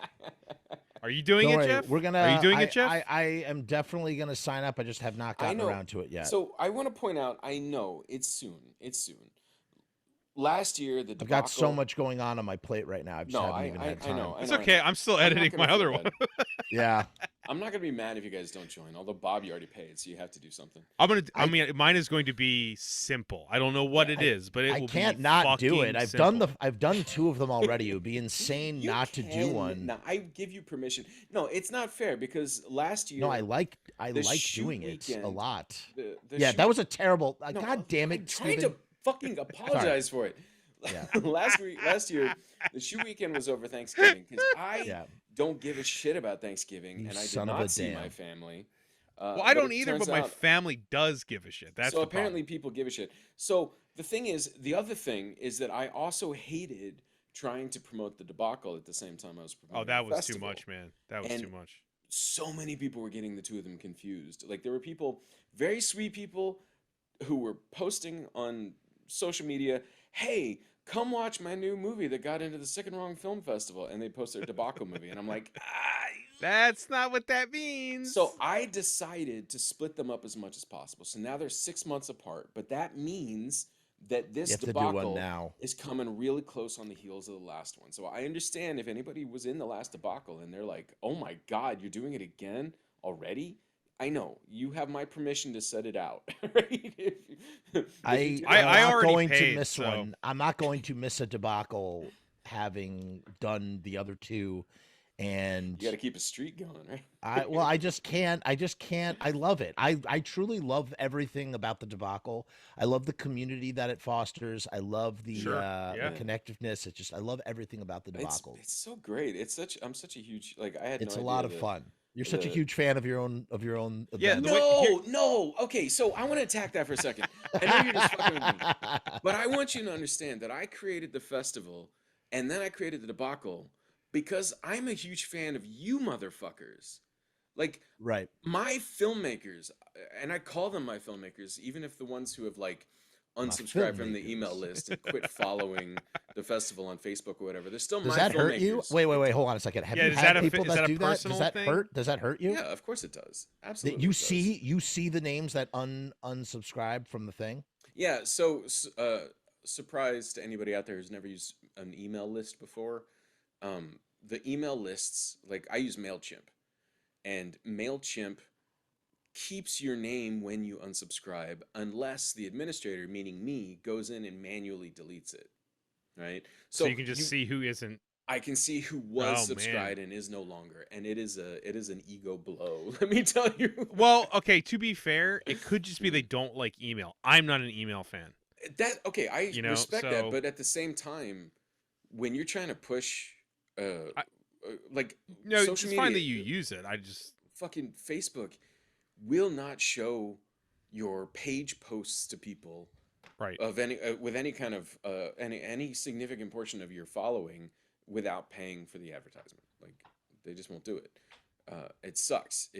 Facebook. I quit Facebook for a long time, several years ago, like 10 years ago or something. I quit, and when I say quit, I mean deleted, not deactivated. Just Could you imagine past Steven now looking at current Steven and being like, because you do a lot of Facebook and I do a lot of Facebooking because I know, came it's back amazing. to Facebook. Yeah, I love do. Facebook. I never left. I've been here. I mean, since you know I'm there. 2006. You know. Yeah, I also know we were talking about this recently, actually, in that private thread that Jeff's not a part of. Bob hates Facebook. He's only on it because his friends are on it. Well, it's true. I would be gone by now, but there is just too much human connection. I have read, and life is. I have too, a lot of history on Facebook. Yeah, like, it's just just with too like much. friends and just people that it's weird. We are the only. I saw this guy, the guy who did the found footage movie. What's his name? Steven, in Austin or whatever. He said something. I don't know if he shared it or if it was his post that we are a generation of people that like there are people that are dead, but their posts, the things that they say, are like digitally preserved on Facebook. It's like Are you so talking about weird. Are you talking about Eric Christopher Myers? No, I'm talking about okay. someone else was talking Who was about how a friend of mine. Oh, You know, I knew him. I don't know if he's a friend. wait, no, you I'm knew not talking him, about Eric. like, I'm enough talking to call him a about. friend? I mean, Sorry, Eric Bob. Christopher Yeah. Myers. Yeah, yeah. I was Like- connected with him, but I was not friends with him. I like That's not who I'm literally would talking go to about. screenings and like hang out with him at screenings. That's He interesting. he Okay. also directed me in a live radio play once. I met him once at John Blast when Butterfly Kisses played there. Or maybe it wasn't John Blast. Maybe it was Nightmares. One of the two. It's a sad bummer of a story. So Yeah. No. Yeah. And yeah. sorry, I Jeff. know. Didn't mean I to. didn't know. No, Anyway, no. shit. What I I'm- thought what I I'm thought you were trying to- talking about him too. No, I'm yeah. talking about people who die and Yeah. have Facebook posts. We all know them. That people that are just not alive. This guy But their died. That's why we Facebook- thought it was that. Yeah. Right. Yeah. But my point is that we live in an age where like people leave these digital impressions of themselves despite Yeah. no longer being on the earth. And that's why it's like weird to like, I see my grandmother was on my 92-year-old grandmother. She was on Facebook until she died. And so it's weird to see posts from my grandmother, like, who that's the one I that's feel in like pops Romeo up and in all your that stuff. memories or something. Yeah. Yeah, it's just so weird. So- it's like weird to see she liked something or commented, and it makes Do you- me sad. Did you guys? I know that Facebook allows you to add like the person who can take over your Yeah, yeah, account. yeah. I Yeah, don't I think have- I've done that. I but haven't. probably Yeah, should. yeah. But that's why haven't. I always like ever since I had a few friends like pass away, I'm always thinking like when I post something, like this could be the last Facebook post that I ever have. You know what And I is it mean? about Like your cigar cutter, right? Like, yeah, right. Is it about my asshole bleeding or something? You know what I mean? Like, which is fine. That's okay. You know. Do you? Okay. Can I? Why do you say pass away? Because it's respectful. That Is it? sounds. Yeah. Explain to me why. Like I don't mean to. I'm It not sounds trying more. to- It sounds more. I don't know. Dying is a very, to say die is a graphic sort of thing, and to say pass away. I don't mind dying. I think if you're saying you can't. die, I'm not saying you can't. I'm not saying you can't say it. I'm saying that if you're trying to be like respectful of somebody else, or you're trying to be pass away, is a very nice way of, or it's a very respectful. It's a mindful. Who's it? Okay. Like, who's it I don't know, respectful it's just to? me. Is it respectful to the people you're talking to, or to the It's dead just a way of presenting dead, yourself. I guess. Yeah, it's just a way of being mindful of how you are talking in the world when you're not talking about like cigar cutters. You know, like you just saying, you know, if somebody died, or oh yeah, he passed away. He died. He passed away. You could, I mean, I don't He know. Died exploded. isn't so bad. Yeah, you don't want to. I think most. I don't want to. I He think exploded most of in the a plane way, crash. most of the ways that we deal with the dead are for the living. Sure. Yeah. Yeah, of course You they know? are. So The dead I don't know. give a shit. Yeah, 'cause the they're dead don't dead. give a shit, right? Yeah, or at least we don't know if they I don't know. give a I mean, shit. pass away just sounds like a very. It's bland enough that it's fine. It's just you're being respectful in some way to the. It's what you just listening. said. It's fine. As Yeah, what it's literally fine. what you said. It's fine. Okay, That's so Rather does than that saying mean- that so guy do you guys- died so versus do that you guy two- passed away. Do you two personally find it like at all abrasive if somebody says, like, if I say, you know, oh, Jen's father died 2 years ago? No. no. So like you don't No. feel anything about that. Or if No. I said to you, how did you feel when your friend died? No, I wouldn't feel that way No, it's fine. at Okay. all. I wouldn't feel bad at all in any way, shape, or form. I'm just saying that when I'm trying to be mindful of someone's feelings, Mhm. the most bland, banal, like Mhm. easygoing, respectful, like it's what you're doing is you're using language to convey, hey, I'm trying to be respectful of the deceased by saying that they passed away. That's what it is. You're not That's gonna all say it kick is. the bucket or You're not going to say they croaked. You're Bought not the going to say farm. bought the farm. My favorite, this is awful. My favorite euphemism for dying is achieved room temperature. See, this is what's interesting. I mean, that's how- good. That's fucking great. But But I Steven, give you this is permission to what's- say that for me. When Bob dies, I could say Yeah. Bob has Achieved achieved room temperature. Steven, this is fascinating to me though, because like we're conversing about people dying right now, or like using like the words of death, but like compare and contrast this with fecalation, and fecalation is where you just stand on the other side of the fence, but then it's like, so that's what I find you so fascinating, because Well, you I mean, I found like You- what was how old were you? You don't have to get into any details. Your lines are very weird. Yeah. Yeah. They are. that's the They're perfect very. way to put it. That's the They're perfect very way to put like it. Have we I felt met? Like, is this no weird? no. I don't mean weird as in like your taste is weird. I mean like No, I know. what Jeff is saying. Like sometimes I'm surprised at what you're like grossed out See, by okay. and See, stuff. you guys- Whereas you like guys are I feel like touching on something we're that- easy reads. I feel like me and Jeff are pretty easy to read. You're You guys you're not. are touching on Crude, something lowest that has common been denominator. haunting me my entire life, right? What? Right. So I feel like I'm weird. And then I meet other people who claim to be weird. And I'm like, "Oh, you're weird too. Let's hang out." And then I hang out and I find out that they call themselves weird because they like horror movies or they play D&D. And I'm like, Right. is that the weird part? I mean, I guess I do those things too. And then we start talking about death, and I'm like, why? You know, I walked in on my dead grandmother when I was 9, and they're like, what? And you know, I'm like, I get weird about, you know, I have anyway, whatever. I have all these things, and Crisp. they're like, dude, that's weird. And I'm like, wait a minute, I thought we were all fucking weird here. And it's not that Yeah. way. So like, even Well, I among don't the feel like what weirdos- you just said was even remotely weird. Yeah, you walked in on your grand. You I had walked in on my. you I found my guys- father dead in 1998. Yeah. How when old I were was a you? kid. How old was that? When you were Oh my 16. Lord. 16. Oh. okay. 16. Yeah, I that's mean, what I was like gonna ask, what like, I'm how old saying were is you the it's first not time you that like, different than what you just said, right? Well, I mean, I was 9 when I found her. Like, I That's- found yes, her dead. That is much younger. I'm not trying Yeah. to win some Fine, you contest win. here. Yeah. I'm You're just curious, weirder. though, when was the first time in your life? You don't have to get into details. When was the first time in your life that you knew someone who died?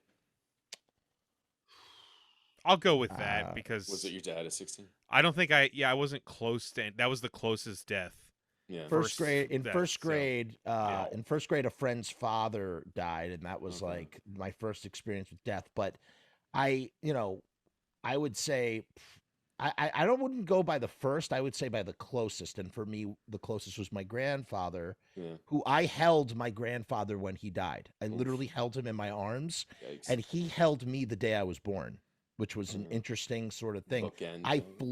I flew into Arizona, took a cab, and an hour later he died. He waited for me to arrive. I like flew across the country, and we all gathered around him, and it was it was How old really were you? sad and heavy. I was 28. It was Okay. not, I I wasn't mean, that's young. not. Okay, I'm so you not. weren't. I'm not. But you're no, I not- wasn't a yeah, you weren't- kid, but I'm not you were- saying. you were I'm a not saying man. you don't get your card. no, right? but it's the Yeah. experience. It's Anything the after 20 doesn't count. No. no, and it was listen, it was a good death because he died surrounded by his children and his grandchildren. He Mhm. was held by loved ones. He had people. The last sense you have is your hearing. That's So like I like to imagine that he ideal heard death. me. Yeah, Yeah. it was the perfect death. And That was my right. and he went out like a champ, man. Yeah. And I whispered in his ear. My mom was holding him on the other side, and I whispered in his ear. I said, "We're here, and we love you, and it's okay. You can let go now. Go ahead. It's okay." I kept saying that in his ear, and then he died. And it was a heavy moment, but it was I don't know. It was it's just one of those things you have to do in your life. Yeah, It's yeah. one of those When things you do. My grandmother died at 98, in a hospice, surrounded by her whole family, right? Man. And when she died, I didn't cry or anything. Mhm. And my mom was like, I mean, of course, my mom is crying and stuff, but she was like, "Are you okay?" And I was like, I mean, That's what how you more do could it. we ask for? I mean, like, Yeah. 98, surrounded Bucket of by wind. everyone. She had her full cognitive mind up until the last moment. That's a blessing. I literally, I'm a fan of movies, right? This is what they talk about in fantasies when Totally. you die, When surrounded by your your movie grandkids. My- Your life it's a is a movie ending. Yeah, I was like, your life is a movie. Yeah. there's nothing sad about this death at all, My grandmother took a bottle of pills with a bottle of liquor, and I found her under our kitchen table. So That's she didn't have quite a little the same- harder. Yeah. That's tough. a little bit, That is, a little rockier there. that's traumatic. That is Yeah, traumatic. I'm sorry about that. Yeah. I mean, I don't know. She had been trying it. Like when I was at some point, I don't know. She was very troubled. She was. very So troubled. you told this to friends, and Yeah. they said that's fucking weird. Yeah, they I mean, weren't that, like they weren't like they I'm were sorry. I'm sorry. They were these friends, or who were they? I don't know, man. I'm just like you say when people I think people. So the current generation, or at least the current generation on like social media, I don't know children, but the current generation seems to You got to get on really- TikTok. I don't think I have to do that. But the current generation on like Facebook and Instagram, they really like to diagnose themselves as being introverted. And I think it's a fashionable kind of thing. I think in my generation or a little bit after my generation, people would like to call themselves OCD when they would line up pencils or something like that on a desk. And I would always bite my tongue and be like, that's not OCD, dude. That's just wanting things to look neat. Like OCD has to do with, obsessions and compulsions. It's like That's like thoughts. sitcom OCD. That's like sitcom. Yeah. And it really bugs me because I am somebody who struggles with like persistent thoughts. Like I don't have any compulsions attached to them. I don't do any of the behaviors, but Except masturbating, right? I didn't masturbate today. Furious masturbation. Compulsive masturbation. I didn't do it today. So like Hey, we had Uh, this. There was a guy. It's a Sorry, good sorry. day on my calendar. Is your wife hearing you speak right now? Yes, she is. She's like in the other room right now playing a game. She's all the way. You could hear a mouse fart in the basement from the attic in this house. It sucks. For my generation, I think people really wanted to be weird. That was the fashionable thing, right? Sure. So they would kind of go out and find the weird thing. So like there were people I knew when I was young.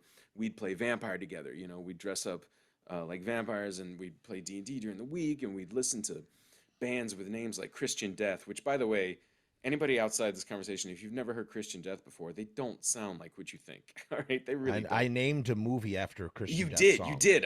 Yeah. So you know what Christian Death sounds like. And Holy shit. So you know who Edward Culver is, right? Uh-oh. Does that name sound familiar to you? No. Who said Edward Culver? He took all the pictures on Only Theater of Pain. He took a he? lot of, he's a very famous photographer. Oh. You're not familiar with Edward Culver? Whenever you guys start talking music, I just Sorry. I mean, but I do recognize Theater of Pain, Motley Crue. Yeah. No. That came later. Okay, that came later. I know. That was funny. That was a joke. No, that's good. That was a total joke. That's a total joke. Point, Bob. That is. I know you weren't talking about that. But my point was that you fast forward 10 years. Like I remember, like literally, I remember going into the woods with people and like starting fires and invoking Satan or whatever. And wait a minute. 10 years later, these people are taking their children to church to get baptized. And I'm like, what the fuck happened, man? They grew up.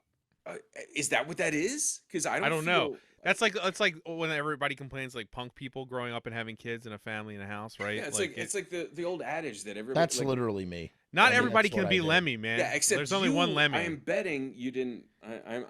I'm betting. I would put.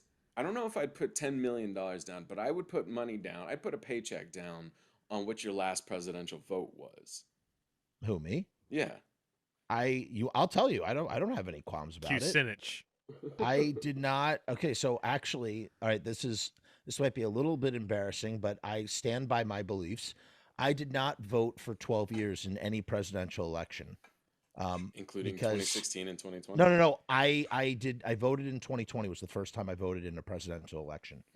I did not vote after 2008 because I came home. I was in college. I came home from college. I was talking with my dad about voting, and I told him that I voted third party. And he laughed at me and said that my vote didn't count. And I said, why? And he explained the Electoral College to me, which I didn't understand.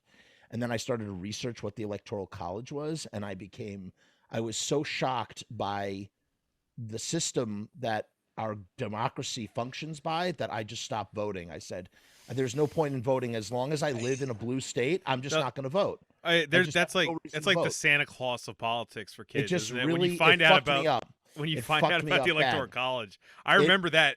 I still have always voted, but when I found out that it wasn't one man, one vote, I was like, however, what have we been doing here for 200 years? Like, however, really? However, and people have called me on my shit. I could, and I did. I think in 2018 I voted for senators and governors and shit. Because someone called me on that and I was like, you got a point, so I will vote for that. But I was like, I will never. Yeah, I was like, I'll never vote for a president. Yeah, I was like, I'm never voting for another presidential election until 2020 was the first time that I actually did, and I waited hours in line to do it. And when I got there, I couldn't believe it. I was so upset that I was voting Democrat because I did not want to vote Democrat because and it's not because I'm like libertarian or something. I just don't. I hate the two-party system is what I hate. I fucking hate it. And so what happened was I get there and I find out that there's something called the Working Families Party and that they endorsed Biden and Harris and that I could technically vote third party while still giving a vote that would go towards defeating Trump. And so that is what I did. I did not vote for the Democratic Party. I voted for the Working Families Party, which had endorsed Kamala Harris and Joe Biden. I felt really fucking good about it because I stood by my belief system and my ideals that I so strongly believe. I'm so against the Electoral College, so vehemently against it. I mean, agree same with you. So it took me a while to come to this position. I voted third parties in my early voting elections, like 18. When I was 18, I voted for third party, and then I don't know, maybe again. I was 22. I was 22. What I've realized in my later years is that, yes, the system is completely fucked, 100% fucked, and I respect the position of my friends who vote third party or abstain. However, I have been fortunate enough to have contact with enough people in my life that I understand now that when one party, one of these, the Democrats and the Republicans, they all suck. I think the Republicans suck a lot worse, but they both suck. And I have learned, that when, and this is a very privileged thing for me to say, like, it should not have taken me this long to figure this out, but I've learned that when one party gets in power, there are people who have concrete damages done to them. People who lose their lives, people who lose their insurance and their coverage and money and like that. So like the Democrats piss me off on a daily fucking basis. But when it comes down to the presidential election, I live in Florida and I take the practical view. I do not approve of the system, but if I can prevent that harm being done to my disabled or my queer or my other oppressed friends or strangers, if I can do anything to try to stop that from happening, even if that means throwing a vote to Joe Biden, who kind of I want to fucking punch in the face, then yeah, I'm gonna. You'll kill him. You'll like literally destroy him. Yeah, I'm a moral pragmatist, so like I don't have overarching morals about it. You know what I mean? So like in a fight, I believe you fucking win. Because like you can't change the circumstances of a fight in the moment. You just have to win the fight in the moment. So I mean that for any type of fight. So yeah, so that's how I vote. You'll jam a pen straight into a dick if I have a dick, I would do and that only even a if pen. I I got a pen. I got a Brown's Farmer Market pen. Go right in a dick. I feel so morally obligated to talk a little about Ed and his dead mother, and I thought we had it. Yeah, come on, man. I mean, what the fuck? When are we going to talk about this movie? We got into politics, for Christ's sake. We had a working segue point where I was talking about my dead grandmother, but I thought it might have been tasteless we all talked to do about it right at relatives. that moment, I mean, it would have been very insensitive if Steven's like, yeah, I'm 9 years old and I walked in on my dead grandmother under the table, and then go, oh, you know what else? You know who else is? Let's talk about Ed and his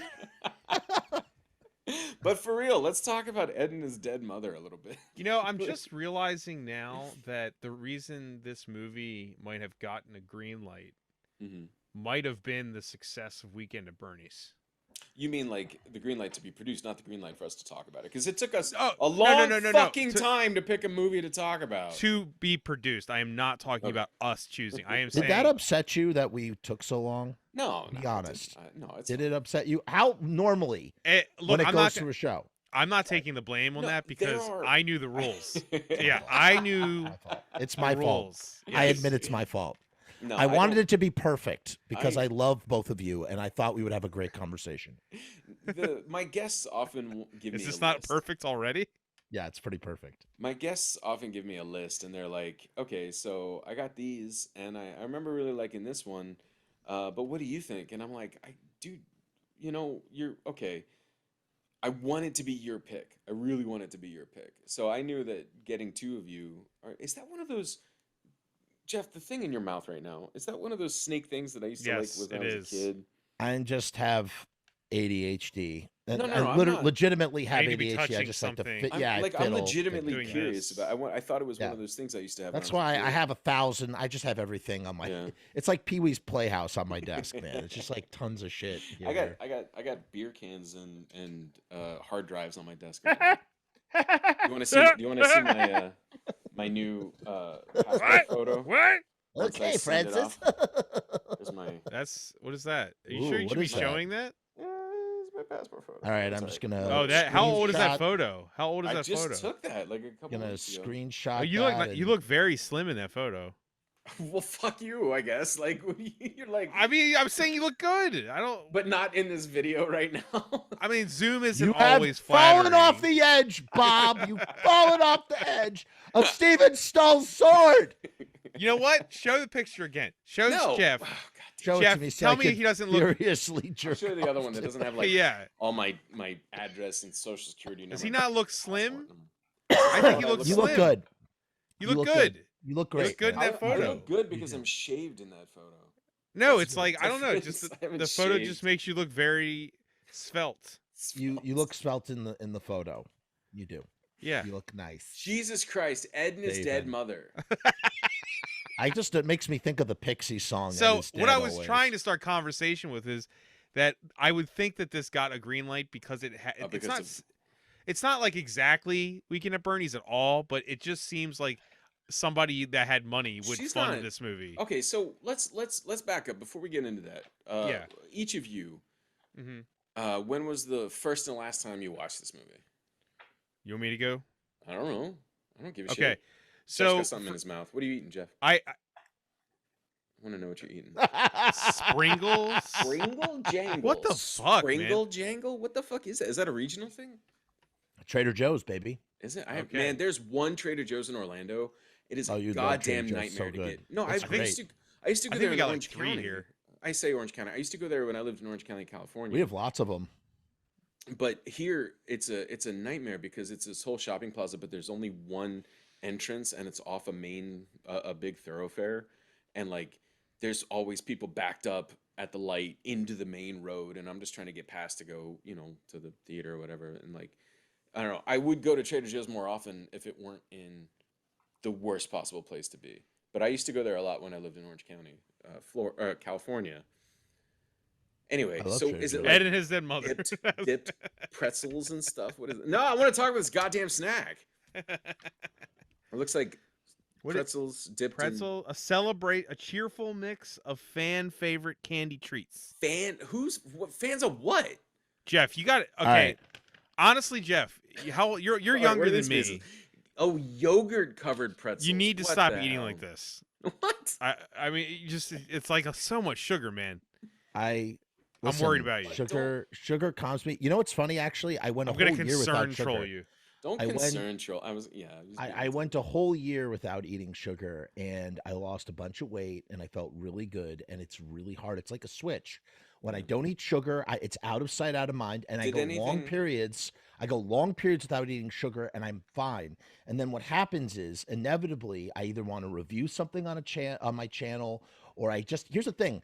It's not so much about eating the sugar. It's about FOMO. It's fear of missing out. I want to try that thing. I don't need to try it over and over again. I have to try it once. But what it does is it opens a door in my mind, and this is part of the problem, the obsession. Talking about obsession and compulsion, I have an obsession and a compulsion where once I start, I cannot stop. I physically cannot stop myself. And then I find myself, especially it's all emotional eating. I am an emotional eater. I eat emotionally when when I'm feeling stress or anxiety. It manifests itself by, consuming things that make me feel good. This makes me feel good. It calms me down. I'm not getting drunk. I'm not getting loaded. I'm not getting high. I want to go to the movie theater with my snacks and sit in a big dark space alone. I want to escape into some fantasy and eat some tasty treats and just be by myself. And that is not some of it's very healthy, like wanting to do something in solitude by yourself. But like the eating stuff is difficult, and it's insidious because you have to eat. You can't not eat, and everything has sugar in it, so it becomes very I'll difficult. apologize for saying that. I'm currently doing like no sugar, so my mind is on it. Okay, so you've like, been but I totally understand that, Bob. Yeah. And I've I'm there. 2 so months hard. in again. I'm 2 months in again. Dude. There's a comic. I'm also doing not eating between 8 and 8, which is hard. I do a lot of IF. I will. So what I'll do is I'll stop eating at around anywhere between 6 and 8 p.m. and then I won't eat until about like 1. Like I feel fine, like it's good, and then I eat my calories between a certain window of time, and then go back. Right. And the reason I'm doing it is actually digestion. It's not for weight loss. It's very good for digestion. It is. It actually is really helping my digestion because eating late at night fucking kills me. Kills you. Like, kills you. Kills me. Talk about what you guys were talking about, the meal that would make you fall asleep. My brother pressured me into eating fried chicken and mozzarella sticks at 1:30 in the morning. Oh God. And I hadn't listen. I was 35 when I did that. That was like last year, and I got to tell you that fucked me up. Yeah, that you're fucked a baby. me up so I can't bad, believe bro. you're younger than Bob. I'm 36 years old. I'm 39. How old are you, Steven? I'm about to turn 44. Okay, I mean that's not that. It's like a 10-year. No, it's like it's 8 8. years. There's 8 years between the three of us. That's not that. That's not a lot at all. I just didn't think you were younger than That's a Bob. lot in like eating fried foods at 1 a.m. Oh, it'll fuck you years. up so Yeah. bad. Oh my god. I Yeah. like woke up the next day and talk about heartburn and stuff. Sometimes I have to take Tums, which helps, settle me. A little bit. Tom's, yeah, I get heartburn. Stummies. Shit, fucking. Ed and his dead mother. No, I wanted to. God damn it, fucking. No, what were you gonna say? Sorry, go ahead. Something there. Okay, so there's a comic named Doug Stanhope I really like, and maybe he's been canceled. I've seen by him Tom. live twice. He's great. Hey, me too. The pot guy, right? No, That's Doug Benson. that's Doug Benson. That's Doug Benson. No, Doug. I've Stanhope, also seen him live. I haven't seen him live, but Doug Stanhope, Jesus, did a benefit a lot of years ago for this friend of his who was getting bariatric surgery, and he did a bit about it where he said, he didn't understand. He's like, why don't you just not be so fat? And the guy told him, he said the guy put it in terms that he could understand. He put it in terms of addiction. He said it's like trying to quit smoking, except you have to have 3 cigarettes a day to live, right? And that would be a terrible way to quit smoking, Let me tell you something. That's why I don't ever food is so personal. Yeah, I don't. It's like having kids, and it's like, again, it's like buying jeans for someone. Nobody wants to buy. The only person who buys me jeans is me. I like jeans that fit me a certain way. I It hate has certain jeans pockets, so whatever. much. All right, so whatever you wear, Bob, whatever it is you wear. Jock straps. I know, but like- the actual materials, I've always hated it. But that's what. I Listen, can't- you got to find the right material, like the flex shit, that cheating flex shit. Yep, That's what yep, I'm that's all what I about. got. The flex.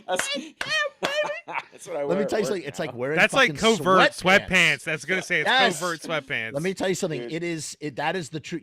Victoria has her secret. This is my secret, and the secret is that it's like sweatpants. So I have embraced, Jen and I, we have Disney passes. I have embraced going out there with sweat shorts on, just like a pair of sweat shorts. And I don't give a fuck. And then I wear a little baggie around my shoulder, a little strap bag. Aw. But here's what I'm gonna do. I'm getting really close to going full dad and I don't even fucking have kids. What I'm gonna do You're a cat dad. is I'm gonna get You get are. rid of the bag. I'm gonna get myself a fucking fishing vest or a photographer's vest. Yes. Yeah. Just fill up do the it. pockets. 'Cause Yes! I hate carrying shit like in my pants pockets, and I hate So, having the bag on. I normally have an outer shirt on because the pocket's in the front. That's Yeah, why yeah. I wear an Those outer shirt. two you big know? pockets there. Yeah, but Yeah. I don't know. You like Han Um, Solo. That's what I'm gonna be. This is why I have the vest, baby. I mean, the okay, vest. so I'm not married, but I was also say like since you both are You should married, get married. no, I don't really want to. But since you Listen, both are married, as long as your wife is okay, just dress. You can Yeah, dress just in dress- sweatpants. as You long could as- do. My wife sweatpants. hates how I dress. My wife hates Oh, hates how okay. I dress. But What does she want you to dress like? I don't. Doesn't fucking matter. She's like, No, but she's like, no, I'm not asking you to do it. I'm saying if she had her choice. oh, it'd be It'd be like like fucking tuxes. fashion, fucking. Yeah. She's like, Jeff, shave your face, I hate your beard. Jeff, I hate your hair. Shave that too. Everything I have with to her say, is- Jeff, it took me. I don't want to. I hope this isn't embarrassing. And if it's out of line, you can tell me. I'll delete it out of the thing or whatever. But it took me a long time to get used to you with the tooth. Oh, that's not embarrassing at all. It was I. like I was What like, tooth? "Is What that you What, thought it was Jeff?" weird? Wait, Explain you thought this it to was me. weird? Oh, to have the tooth To back have the in? tooth back. Yeah. Like No. you had this. I had you burned in my head as he's got a little little It chip. was part of my panache. So, do you know why Right. my tooth is fixed? Why do you think my tooth is fixed? Did you get You think I wanted health to fix insurance? that tooth? Oh no, Your No, wife? my wife. My wife. We were going to Israel to see her family, Yeah. and she was like, "Please fix the tooth, please." My wife's mother is very sick. She's been fighting cancer for a long time, and it's been very hard. And she likes to see me presented a certain way, And so I caved. I got my tooth fixed, and that's not a story I'm going to tell here, but it was one of the. Let's just say I have a problem with dentists now because of getting my tooth fixed. It was that very sucks. traumatizing, scary experience that I never want to relive again. I used to love going to the. I would have gotten for 20 years of my life, for 30 years of my life, I would have been happy to get my teeth cleaned like every 2 weeks or something. So you're Bill Murray in Little Shop of Horrors. Little Shop of Horrors, yeah. It used to be like Candy bar. almost every experience I ever had was great until this last year. This last year, the fucking dentist did so much bullshit, and I'm still not done with it. Yeah. And I like one bad dentist. I get it. Talk It's about enough. vulnerability. That's why Brian Usna's movie The Dentist, which is literally like Hitchcock in a dentist's office. Yeah, I can't watch that movie. Don't bring up movies on this podcast, right? This podcast sorry. This is about talking about dead people, about personal things, and fashion and politics. That's what this is about. No, but this is okay. No, but what happened was my tooth broke when I was 18 when I went to go see Iggy Pop and the Stooges. That is worth. And I got punched in the face in the mosh pit, and my tooth shattered. And I thought that someone's watch or ring had shattered in my mouth. Oh, yeah. And I'm spitting out fragments of my tooth. Oh, and it's your tooth. And of course, I just keep moshing because, like, what else am I going to do? It didn't hurt. I didn't hit the nerve. Yeah. And then what happened was it fell out. It fell out in December 2019. And I kind of just embraced it. I was like, you know what? This is part of my like thing. You know, I put on my hat, I put on my glasses, I got my chipped tooth. This is my look. And I'm going to embrace it. I don't give a shit. I just don't care. My wife fucking hated it. And so she coerced me. I eventually caved. And you know what's funny? After my experience with the dentist, this is what I had. Talk about being a punk rock or whatever you want to call it, or growing up. I've decided from now on that no matter what, I will never let anybody change me but myself. I will never be changed by any outside force ever again. I will look and feel like, one thing I used to always fight with my wife. Good thing you're not in the dating world anymore. You want to know something? One thing I used to fight with my wife all the time was like wearing the pants that I would wear to weddings. Oh, yeah. She wanted me to wear suit pants, which obviously either didn't fit properly because I can't fit into any of my old. That's a problem with getting heavier too. Is I have the same clothes that I had since 2010. Well, I had the same fucking clothes that I had since 2010, 2011, right? And what happens is you start putting on your old clothes with the expectation that they're going to look the way they used to fucking look when you were younger. And you're like, oh my God, I'm a fucking like fucking, shapeless look at blob. me. Yeah. I'm just this is fucking terrible. And the reality is it's like, hey, asshole, go buy some clothes that make you feel good. Yeah, just go out and get some clothes that make you feel good. You don't have to fucking slave yourself to fit into the old shit. Go out, get some fucking sweatpants that look like jeans. It's no big fucking deal. Like, it's like, you're going to feel great after you do it. And you want to know something? You just do it. And so I would fight with my wife about like the pants. I wanted to wear some sweatpants style jean thing that could, and you know what? She's like, but we're going to a wedding. And I'm like, I don't give a fuck. I don't fucking care. No one is going to be looking at my pants. I want to be comfortable. And I'm going to wear biker boots with the fucking jean sweatpant things. Cause that's my panache. I mean, you understand how much we have in common here, right? Like, I'm in a wedding in 3 weeks. Yeah. And I'll every time I'm in a wedding, which has been an ample amount of fucking times, yeah. I complain for like a year in advance. Like the fact that anyone is going to make me wear anything, even for one day. Yeah. And for me to wear a tux it's embarrassing. It doesn't work. It doesn't fucking work. Those clothes cannot stay on my body. They do not. It doesn't make you feel good. It doesn't make you feel good. Well, my body is an amorphous blob. You can't put those type of clothes on me and stay on. I can't drive there with them on. I can't sit down. It is a mess. It looks like a fucking joke. And I complain about this constantly. That's why I wear the same clothes every day. I have 7 changes of the same fucking clothes, and I have for 15 years because at some point I went, you know what, society? Fuck you. That's it. I'm out of that whole thing. You just want to feel comfortable. I just want to feel comfortable. And when anyone makes me budge, I lose my fucking mind. I'm like an asshole about it. So, yeah. Hence why when everyone says, like, why do you hate weddings so much? That's one of the primary reasons outside of all the other reasons, but that's the primary So, one. It's quick like- side note, yeah. just Bob, and Yeah. speaking of weddings, Jen and I got married on January 1st. Mazel Congratulations. tov. That was Mazel our tov. that was our 12-year anniversary. Actually, we've been together 12 years at that point. So you're common law married already. We were, Yeah. yeah, I'm sure. We never looked into it, but That's hot. So, Really hot. if you asked me 6 months ago, meaning just before we got married, maybe 9 months ago. Let's say 9 months ago. You asked me 9 months ago after we'd been together for 11 years and change, I would have told you there was no way in hell we were ever going to get married. Mhm. Like, we were both agreed it was never going to happen. We're not those people. We're not interested in doing that. We don't give a shit. And then it seemed to kind of, thought just seemed to kind of like manifest in both our heads. I don't know if somebody had a voodoo doll, some couple of voodoo dolls someplace, and was You got the Doug Stanhope bit where like we got to get the government in on this the shit. government on this shit. Nah, I mean, maybe that was it. We started thinking about like I don't know. For me, I don't know what was in Jen's mind. She's the first one who brought it up, and then didn't say anything for months afterward. I think for me was listening. It was listening to a podcast. I listened to. Do you guys listen to You're Wrong About?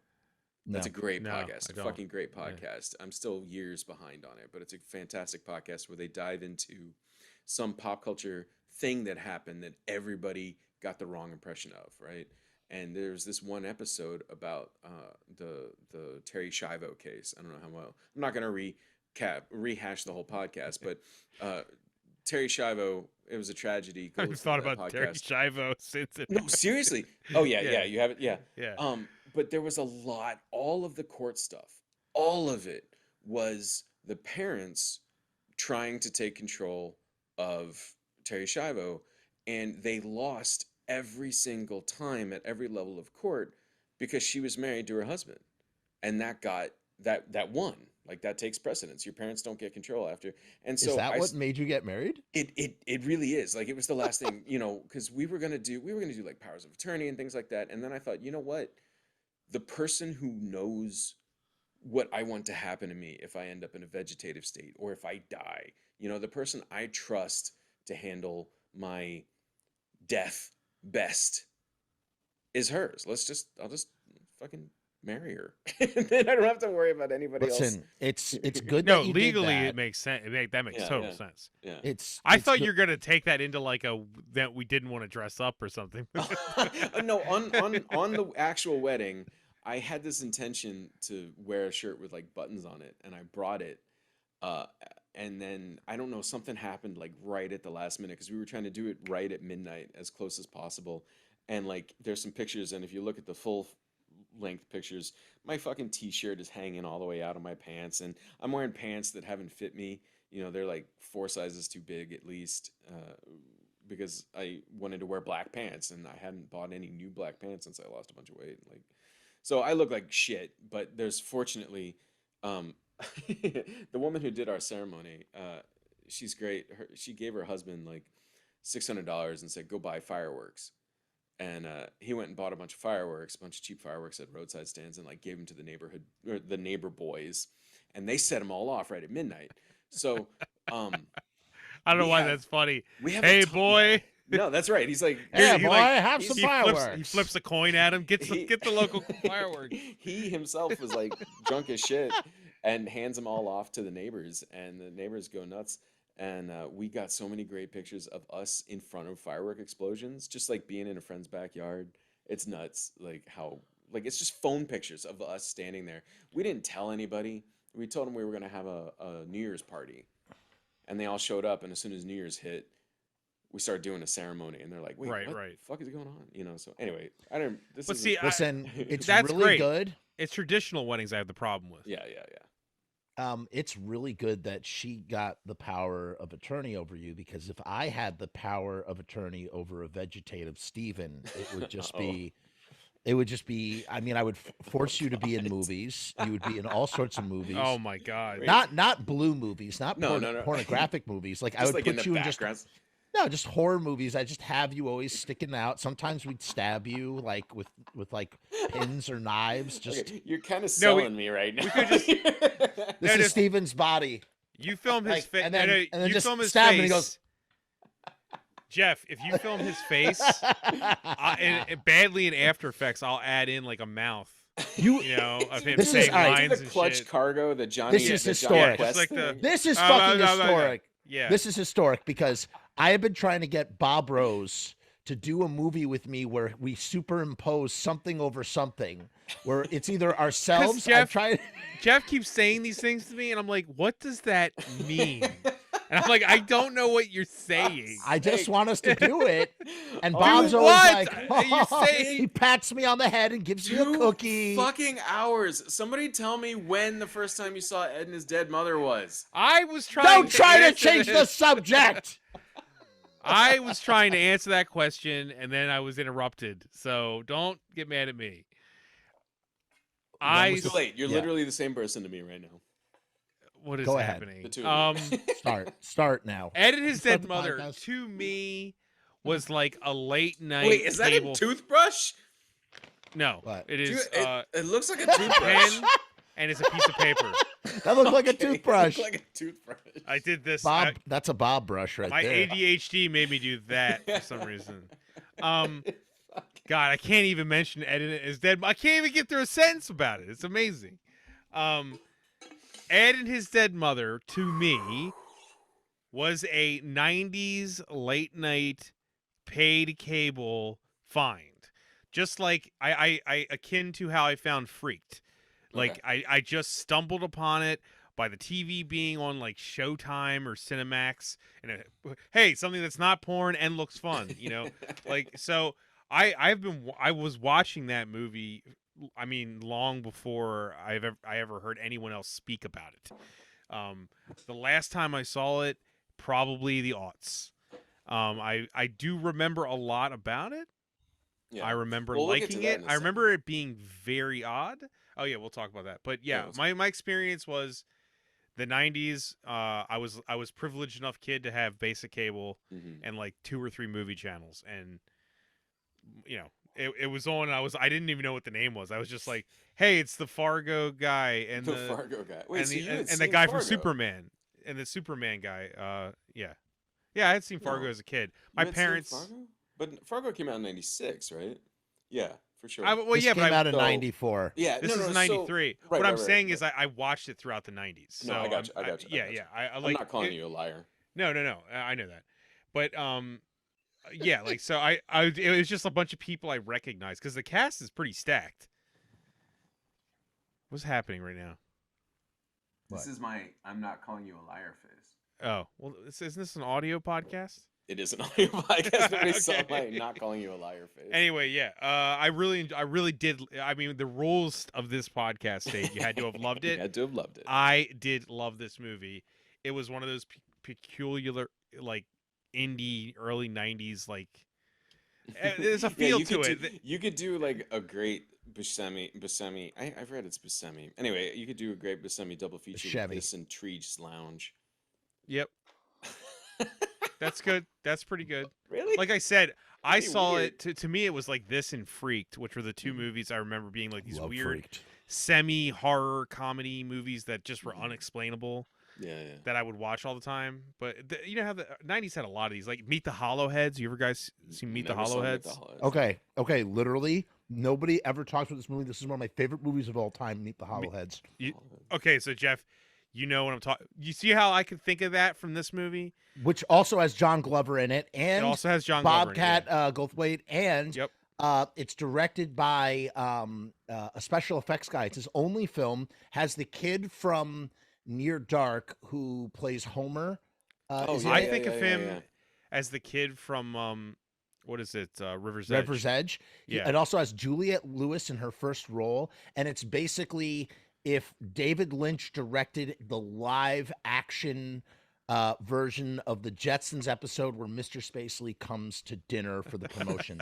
And that is Meet the Hollowheads. It's one of my all-time favorite, most treasured films. I love it so I fucking did not much. expect this. Yeah, I just love, and just to hear you I guess I name have to drop watch that like this. blows my So- fucking mind.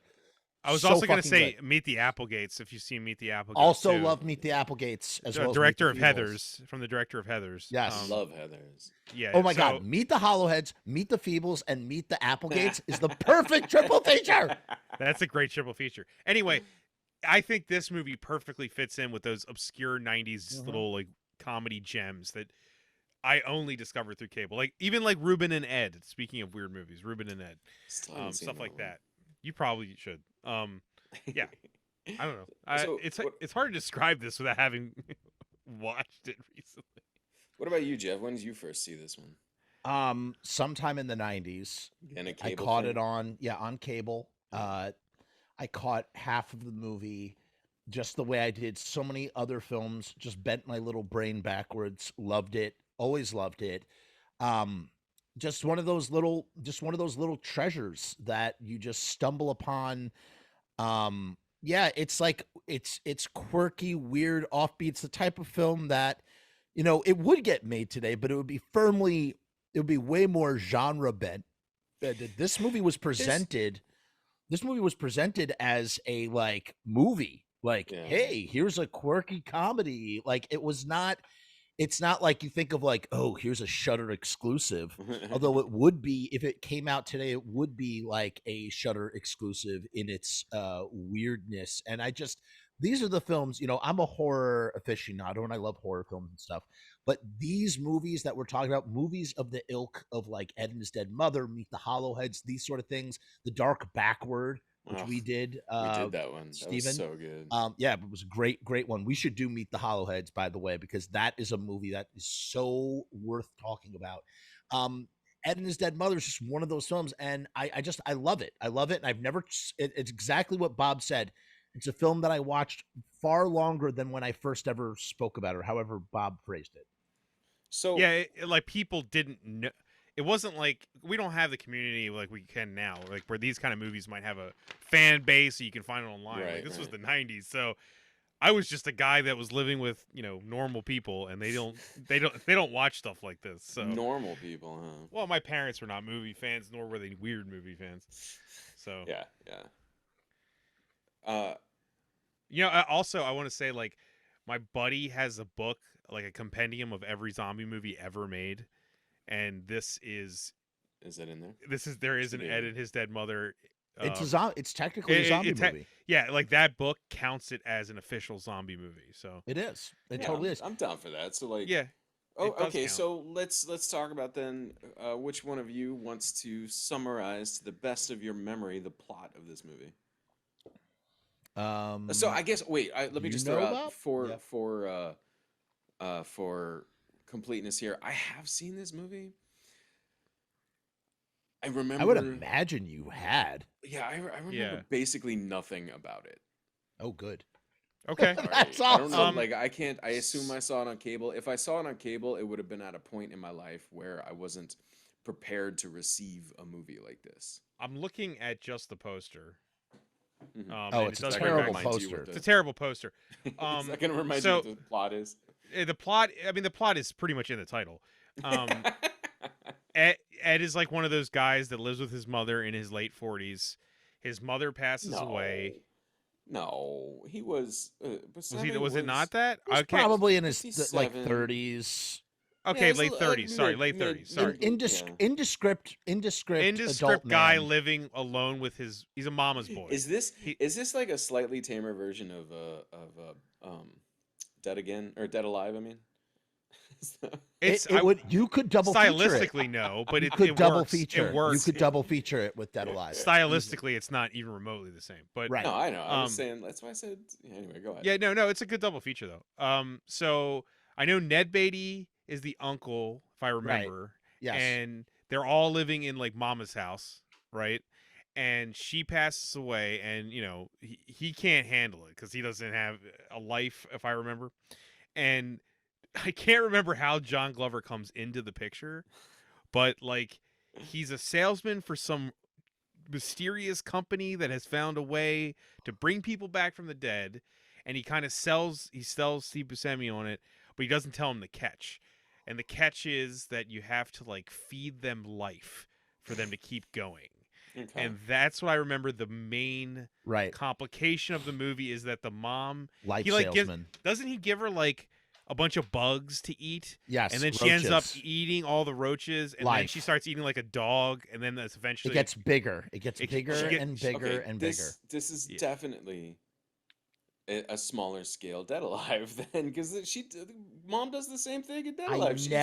I never thought about this. I never thought about that, Steven. but You're it's so on the point. If it's Dead Alive without the zombie thing being like a curse, it's a procedure. You know, yeah. You're right. No, I'm agreeing with you. And they're both about like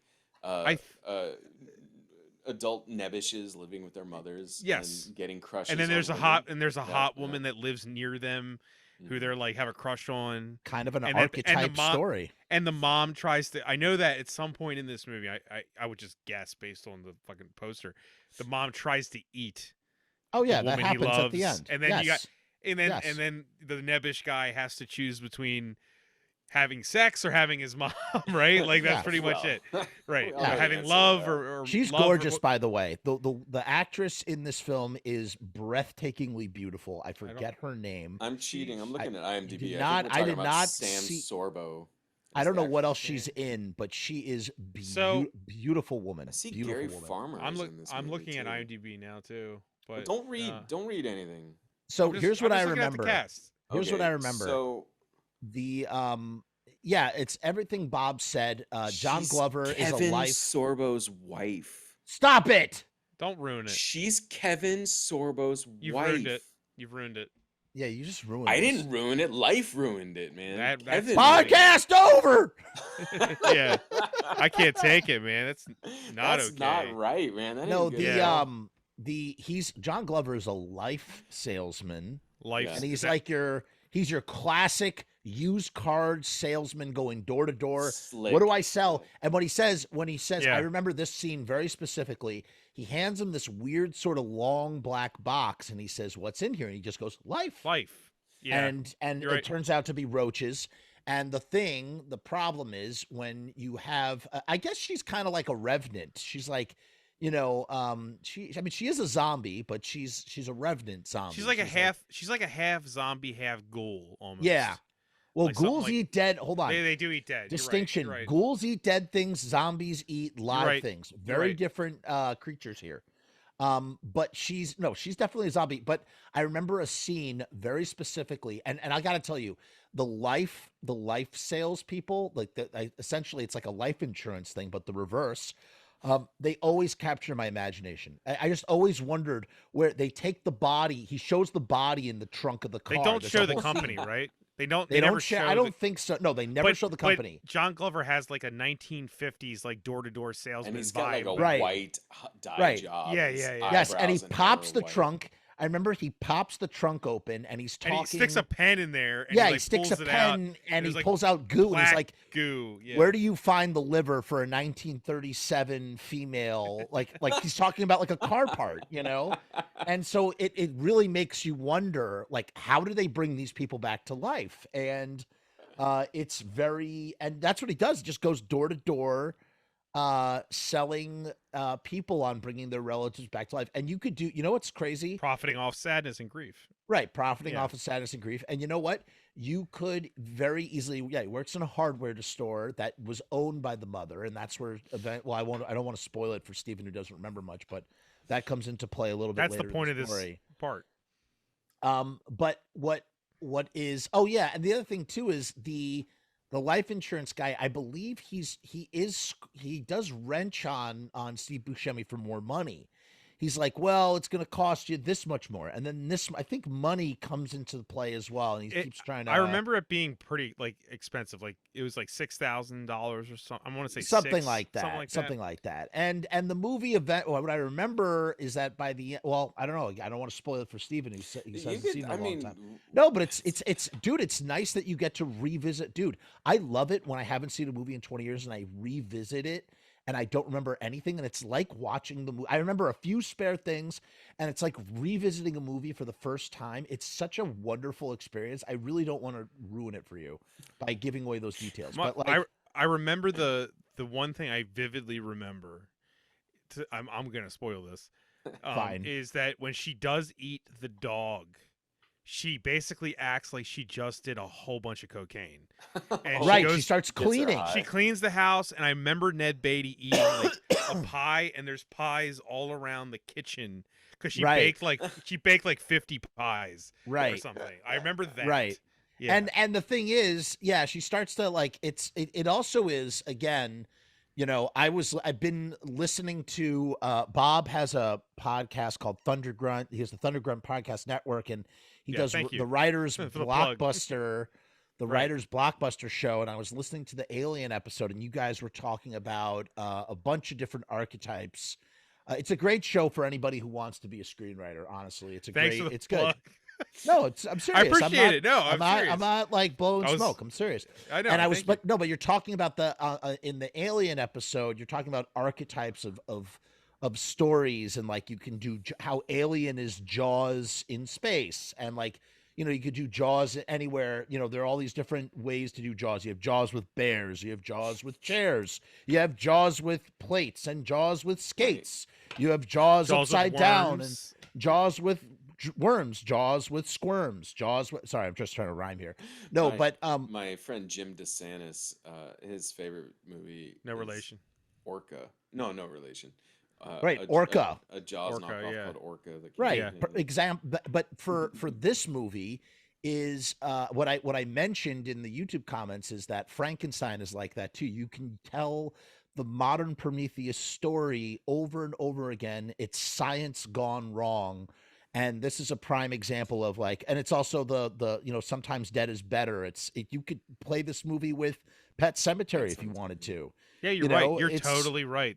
It's a total Pet Cemetery, because if he is just learning about a myth that can bring his mother back. Right. And it's the sin of doing it, and then she's not right. And then it's not right. And that is science gone haywire. Hey, we can bring your relative back to life, and all you got to do is feed them life. And it's the playing with fire that the mortals are not supposed to have. Just the movie it's that she's not overtly evil, she's broken. That's she's just broken. She's not broken. evil at all. Is she like before she dies? Like, is she? I have it in my head that she's sort of overbearing. And... No, like a loving mother, loving, overbearing mother with a mama's boy. He is a mama's with a boy, mother. If I remember. Yes, so she's not. He she's calls not, like, her abusive, mother. Like no, it's not like the sick relationship of Dead Alive, sort of, where she's yeah. controlling or something like that. Right. Or the Well, frighteners. she murdered the father. She killed the father in Dead Alive. Right. Oh, I thought you were saying in this one. Yeah. No. She's broken. It's not. This movie is dark in a different way. Yeah. Right. You know. Yeah. It's not like that. And Ned Beatty takes the edge off of literally everything. He does. He does. The fat uncle who just like kind of doesn't care how insane things are getting. The tone is very the tone is surreal and whimsical, and it's such a light movie that anything like super graphic or it's kind of, you know what it does? It has a very similar tone to Parents almost. Although Parents does get incredibly dark at the end. Yeah. Has some really dark moments. Recently. really good movie. Yeah. I'm a big fan of Bob Balaban's filmmaking. Sure. You know, it's funny. So I know the editor of Parents. His name is Pankow, Bill Pankow, who is also Brian De Palma's editor. His son is my brother's best friend. And I came over to the house, and what's funny is he's so used to hearing De Palma, like everybody, gush about De Palma. He was like an assistant editor on Scarface and stuff. And I saw the poster for Parents in his house. I was like, dude, you edited Parents? He's like, you know that movie? I was like, yo, I freaking love Parents. So he really loved that I was into Parents and didn't care about De Palma. How did you find? I think I may have talked to both of you about this actually. You've both been on the podcast before. But Jeff, how did you find the weird movies? How did you find Parents? And how did you find? You said Edna's Dead Mother was a cable find for you, but like. Meet the Hollowheads, and I mean, you got it. Yeah. I just always gravitated towards weird stuff and obviously anything I could get my hands on. Started on TV. We had a video store called Video Ranger, and I also had Music Plus Movies, which I still have some VHSs that I rescued from that horror section.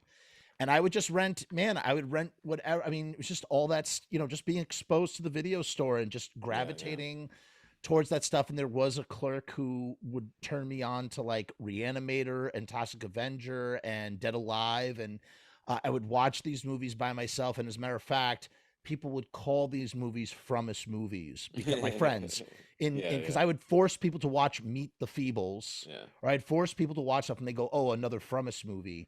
And so I was like, I want to make Frumess movies. That's what I decided, and that's what I like. That these are the, I would love to make horror movies, but I really just want to make weird movies and stuff like that. And then how I found Meet the Hollowheads, I was in college, and I was writing about midnight movies as one of my it was like a thesis paper sort of thing, and I was looking up and researching lesser known midnight movies, and two of them that were so informative and shaped me so deeply. One is Phantom of the Paradise, Brian De Palma's Phantom of the Paradise, but the other one was Meet the Hollowheads, and I ordered it on Amazon. That's they had amazing, this bootleg ass like version on Amazon that I ordered. And here's the thing. I took one look at the DVD, which didn't come in a regular jewel case. This is the height of DVDs. It came in a super thin case. And I was like, I'll just leave this shit over here. Obviously, Forbidden Zone, which I found in the used movie bin too, Richard Upman's Forbidden Zone. Yeah. And I left it there for 5, 6, 7 years. I didn't crack it open. And then one day, it was just the time. And I cracked open Meet the Hollowheads. And I was just like with Forbidden Zone, both were blind buys. I was like, holy shit, what is this magic that I just did not realize? I mean, again, it blows my mind. It's one of the best kept secrets, Meet the Hollowheads. Like that more people don't Jeff, talk about. I never even remotely thought mentioning that movie would cause all holy that. shit. I like can't, But it blows I was my gonna mind say, that you know it. do you guys remember, I'm answering the question that you asked him. Yeah. Do you remember Hollywood Video? Of course. Yeah. Okay. So Hollywood Video was arguably way worse than Blockbuster. But so my mom owned a hair salon for 40 years. Surprising, I know. Wow. But when they installed a Hollywood Video across the parking lot from her work, snap. so when my mom used to go in to clean the shop and do all her bullshit, I was the little fat guy that would walk across the street and spend 4 to 6 hours inside Hollywood Video. I would literally just be picking up boxes and reading them, and I would make like a stack. And the apology of making me wait that long from my mother was, you can make your own stack of VHS tapes, and you can rent all of them. So I found lucky duck. So I found like Meet the Hollowheads that's where I found that. Wicker Man, the original, not Nick Cage. Stuff like that. Like Meet the Applegates that's where I found Meet the Applegates was Hollywood fucking Video. Beautiful. So that's, I mean, outside of cable, that was kind of my, I don't know. That's where I made my own little way there, and I know that was very corporatized, and they chose their stuff, but I feel like their section of horror movies and weird things was better there. Than it was more weird shit there than it was a Blockbuster. I'll say that, and that's where I got it. I really lament, Jeff, like you said, you quickly developed a reputation with your friends from us movies, and then you decided you wanted to make from us movies. I really lament the fact that I didn't get. I don't know. I think I whined before on this podcast that when we went to the video store a lot, but we always had to like pick movies that everybody would watch. We had to. Fuck no! That. Yeah, fuck that noise. And I don't know if You mean everybody being your whole family? Yeah, because we always went together as mom, dad, me, and my sister. We'd go to the video store and like, we'd have to get something that was at least palatable, something my parents would be willing to sit in front of. They weren't gonna just get me movies and let me watch them by myself or something like that. And to be clear, I'm not saying they ever stopped me from pulling Meet the Hollowheads off the wall or something like that. I'm just saying that I had a very mainstream release mindset. I never walked up and down the aisles. I don't know. To be fair, I rented mainstream stuff too, obviously. Yeah. But well, I mean, but here's the thing: is like I think I had more of a latchkey viewing situation where my mom would get me that stack, and I would watch them almost alone. Like my experience with movies was very alone when I was a kid. Like I would absorb all of them. It was always a family thing, or like I don't know. My dad used to do this thing when I got a little older, like when I was in my teenage years and later.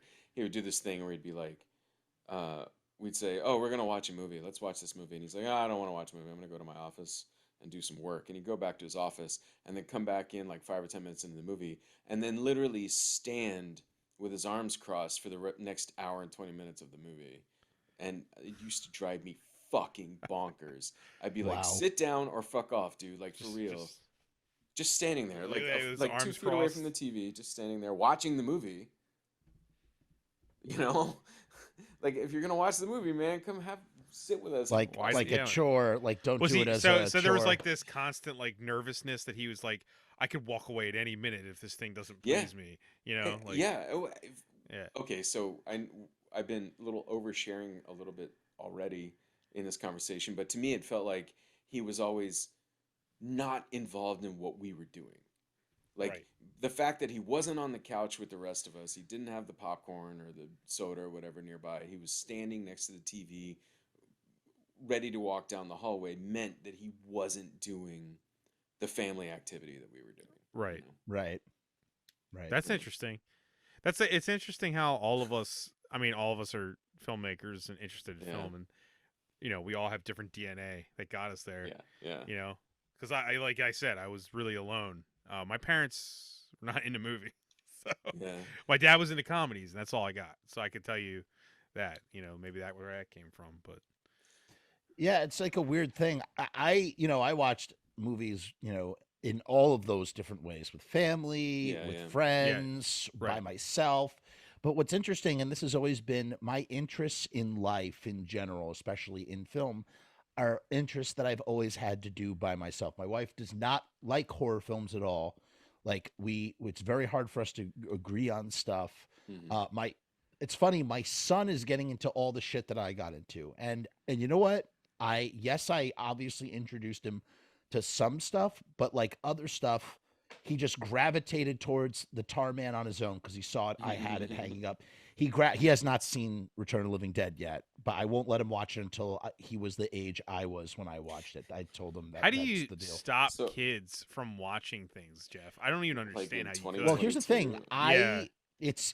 Here's the thing that's, and you could judge me. Whoever listens to this can judge me however they want.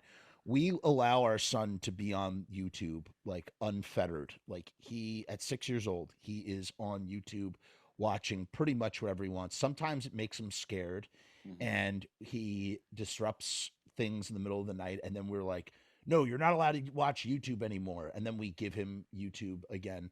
And here's the thing. On one hand, because I bump into parents who are like, yeah, my son or my daughter only watches 1 hour of like Screen tableted time. Yeah. screen time on Sundays. And I'm like, because I'm like, oh wow, wow, I'm glad you have that much time to like to watch your kids. yeah, like fuck you, man. Like it's always, you know what it is? It always feels like a backhanded like you're a bad parent for letting your kid watch YouTube. But let me tell you something, two things. One, my son blows me away. He's a sponge. He just absorbs so much shit. He gravitates towards Lord of the Rings and Star Wars, and he loves aliens and predators. He knows all the names of, like, he calls them not Yautjas. That's the name of the actual, that's the Predator. actual alien name of the predator. Right. So he knows all about all the clans of the Yautjas, and he's obsessed with Hutts right now, the Hutt lineage in Star Wars. He knows he walks around like a worm, like trying to emulate Jabba the Hutt, and has something called the Khajiitic sigil, which is like the tattoo that Jabba the Hutt has, and he draws them on his arm. He's into all sorts of shit, man.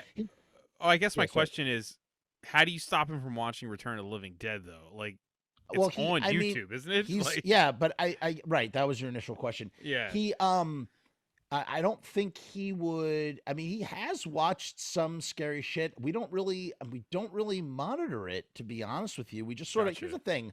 Here's what I try to do with my kids, and this is just me. And I try to talk to my kids like adults, and I try to explain them. Here's the problem with talking to your kids like adults. They don't understand nuance. It's trying to just explain nuance, like with cursing. what I'm gonna say is probably gonna make me sound like a really bad parent, but I curse in front of my kids. I can't help it. It just comes Dude, out all the time. I curse in Do you know front who of you're curse. talking? kids. Do you know I how curse. you're talking to? I mean, like, Okay, so here's the thing, though. Here's what's interesting. I told my son, you're not allowed to curse, and it's cursing is bad, and you're not allowed to curse. And he says, Dad, why do you curse? And I said to him the simplest, truest, honest, realist explanation. I said, because I'm an adult and I know the difference. And I explained to him that there are certain situations where it's okay to curse and there's certain situations where it's not. And when you are old enough to make that decision for yourself, where you can discern the nuance of when it's okay to read the room and say something that may be inappropriate, then you will be free to curse. But until then, you don't say any curse words. And he respects that. And he really does not curse. And anytime he said like ass, he like spells out the word. Like it's like a real sort of taboo thing for him. He understands. And I know that doesn't work. That's not like a cookie cutter thing that works with every single facet. But I just try to explain to my son nuance, and then I have him like now repeat it back to me so I know that you understood what I was saying. And so it's like, like I can't stop him from really watching that stuff. I love he's learning so much stuff on YouTube. Like today, he's telling me like who Peter Jackson is and that Andy Serkis played fucking Gollum. And I'm like, you're fucking 6. I'm like, you're fucking 6 years old and you fucking know this shit. It's crazy. I'm And so it's glad like, I'm not a dad. I would have been like, yeah, it's fucking obvious. We all know that. right. But I was, you know what? And I'll tell you stupid something. Idiot. No, just kidding. And you know what's funny though? No, but you know what's funny? When he tells me this stuff, he knows he's looking for that reaction of shock that I know that that I learned that he knows this. Okay. And gotcha. it pleases him so greatly to see how shocked I am. And so maybe like I kind of ham it up a little bit. But you know what it is? Bottom line. Sorry, I'm getting so distracted here. Here's the bottom line with this whole thing. It really comes down to trust. It's trust. It's trust. And here's what I mean by trust. It's the trust that like if you do something like fucked up, or if you do see something fucked up and it fucks you up a little bit, that like you're gonna come to me and tell me about it, and I'm not gonna get you into trouble for it, and we can have a conversation about it, and that like you can like learn how to negotiate it better. And that sounds way too healthy. You should just punish them viciously, give them a complex. Yeah, what are you doing, man? You Listen, I'll tell you something. You gotta have a pokey in the house. We have instituted a policy of honesty over everything else. So depending on the situation, this is what I tell my son. I say, listen, if you tell me the truth, and maybe there will be a consequence, maybe there will be not. And most of the time when he tells us the truth, we usually let consequences slide because we're so happy that he is telling us the truth. And if it's like something that's bad, like we dole out the consequence. We value honesty in our household as much as possible. I want my son to be drunk at the age of fucking 14 and call me and be like, Dad, I'm fucking drunk. Come pick me up, instead of getting into a car with a drunk driver. You know what I'm saying? That's my biggest fear. And so like, I'm just I want him to come to me instead of do things because he's afraid of how I'm going to react to them. So it's fucking tough. And it's like, you can't control what your kids are going to watch. They're just going to watch whatever the fuck they want to watch anyway. You're basically describing what I had as a kid. I mean, like, my parents did not care about what I watched. So, like, you know what I mean? I was free to watch whatever I chose was right for me. They did, I saw all the bad stuff, all the fucking. I mean, I was watching fucking Cinemax at like, like 10. Well, that is something. If I walked in on that, I would be like, that would be. I mean, they didn't walk in on it. I did it myself. I watched it myself. Right.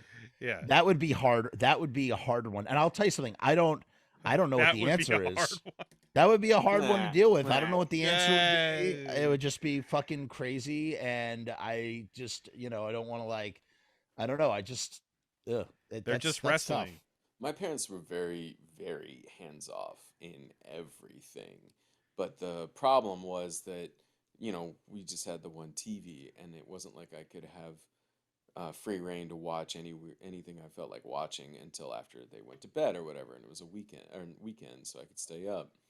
So they weren't controlling about anything, but there wasn't going to be a movie on if it wasn't something they were going to watch, Right. Right. But That yeah, stuff. they were hands off completely. Did they? And so their tastes were just basically like Yeah. movies were something that you watched to just pass the time, Yeah, they were, kind of thing. we weren't big theater goers because they didn't think movies like I don't know, whatever you picture uh I don't know. It's fuck, I don't even know, man. Like we would go see God, I can't even picture us going to the theater. I can picture myself going to like I lived, I grew up on like army bases a lot. So we didn't get first run movies, but we would get 6 months old movies in the theater there and they'd be really cheap. So like my dad and I would go and spend $1 and we'd go watch, whatever was playing on post. It'd be like one movie playing at a time. And honestly, I feel bad because I can't remember anything except for one time we went and saw the Transformers movie. To Uh, the 80. yeah, Dare. yeah. Yep, we saw that Yeah, right. in the post theater, and Orson Welles' last film. So yeah, yeah, They- no, my like going to the movies was something too that I think my dad would drive me there, go see these horrible movies he didn't want to see. and then like Yeah. yeah, Oh, he would always get mad about it because I wanted to see every comedy, and Yeah. he was just not into like '90s comedies. And but he would still take me. So I guess that's why I associate it with going to the movies is like a big deal. So It's funny because my son is now finally getting to the age where he can kind of sit still. So I took him to see Ghostbusters. I'm going to take him to see Doctor Strange because he loved the first Doctor Strange. He's obsessed with Dormammu.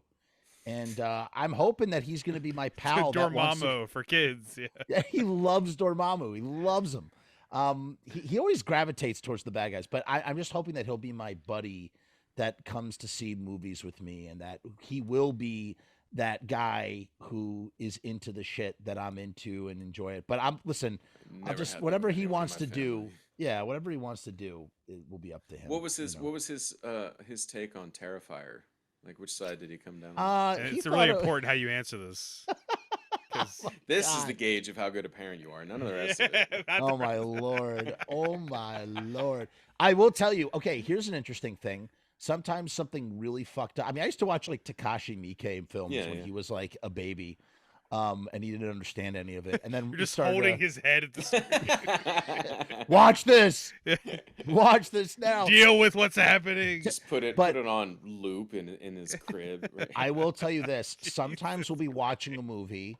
We watch, like I said, there's very little. The only thing I will really censor is like sex stuff because we haven't had those conversations with him. He's not really like he doesn't understand that stuff, and I don't really want to explain it to him yet. Yeah. But every once in a while, something really violent or something really fucked up will happen, and I'll have to pause the movie and have a conversation with him about it. Be like, do you understand what just happened? Do you understand what would happen if you did that in real life? Oh my god. Do you like that sort of thing? So that he understands what he's seeing, instead of just like letting it play. Like, okay, Jordan, that just happened. That was really fucked up. How did it make you feel? Letting him express himself and then explaining to him like that was make believe, or if you could understand that this is not real, blah blah blah. So that way he's okay with it. And if he's not okay with it, he'll just leave. That sort of thing.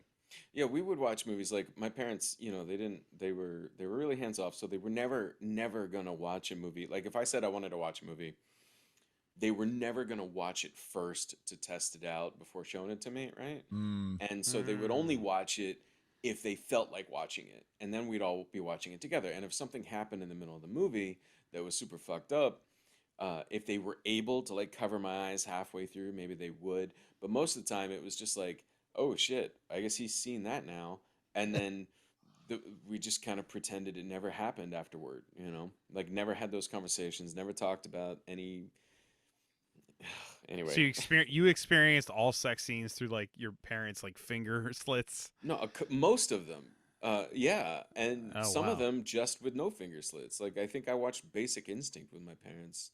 Yeah, the sex stuff is harder to explain, and it's just like that's something, it's interesting, like that is like the one concept, like my son understands that like violence is fake on and whatever, like on in a movie or whatever, but like that's like the one thing where like we haven't really discussed those things, and I don't want to, like, I don't know what exposing his little brain to them would, how it would make him feel. He's kind of like all yucky towards like kissy stuff anyway, if like two characters kiss. So it's like that's the one time where I try my best to shield him from that stuff, because I just don't. Violence, not so much. Violence is, I mean, violence is in cartoons, man. Like violence is everywhere in a variety of different mediums and formats. It's easier to explain than that stuff. So that's tough, man. I'm gonna help you out here, Jeff. I got you covered, because I'm gonna give you. Oh no. I'm gonna give you. I got to talk with my dad, right? And I'm Okay. gonna give you. Oh man. I'm gonna give you the entire talk. Are you ready? Okay. What's Grab the a pen talk? or something. Here we go. Because here's Yeah. what my dad said. This was literally the entire sex talk I ever had with my parents. It was one Yeah. conversation with my dad. You ready? Yeah. Here we go. This is my dad. And I know, I'm sorry, it's going to be on video. Most of this is going to be facial expressions, so sorry for everybody listening, but here goes.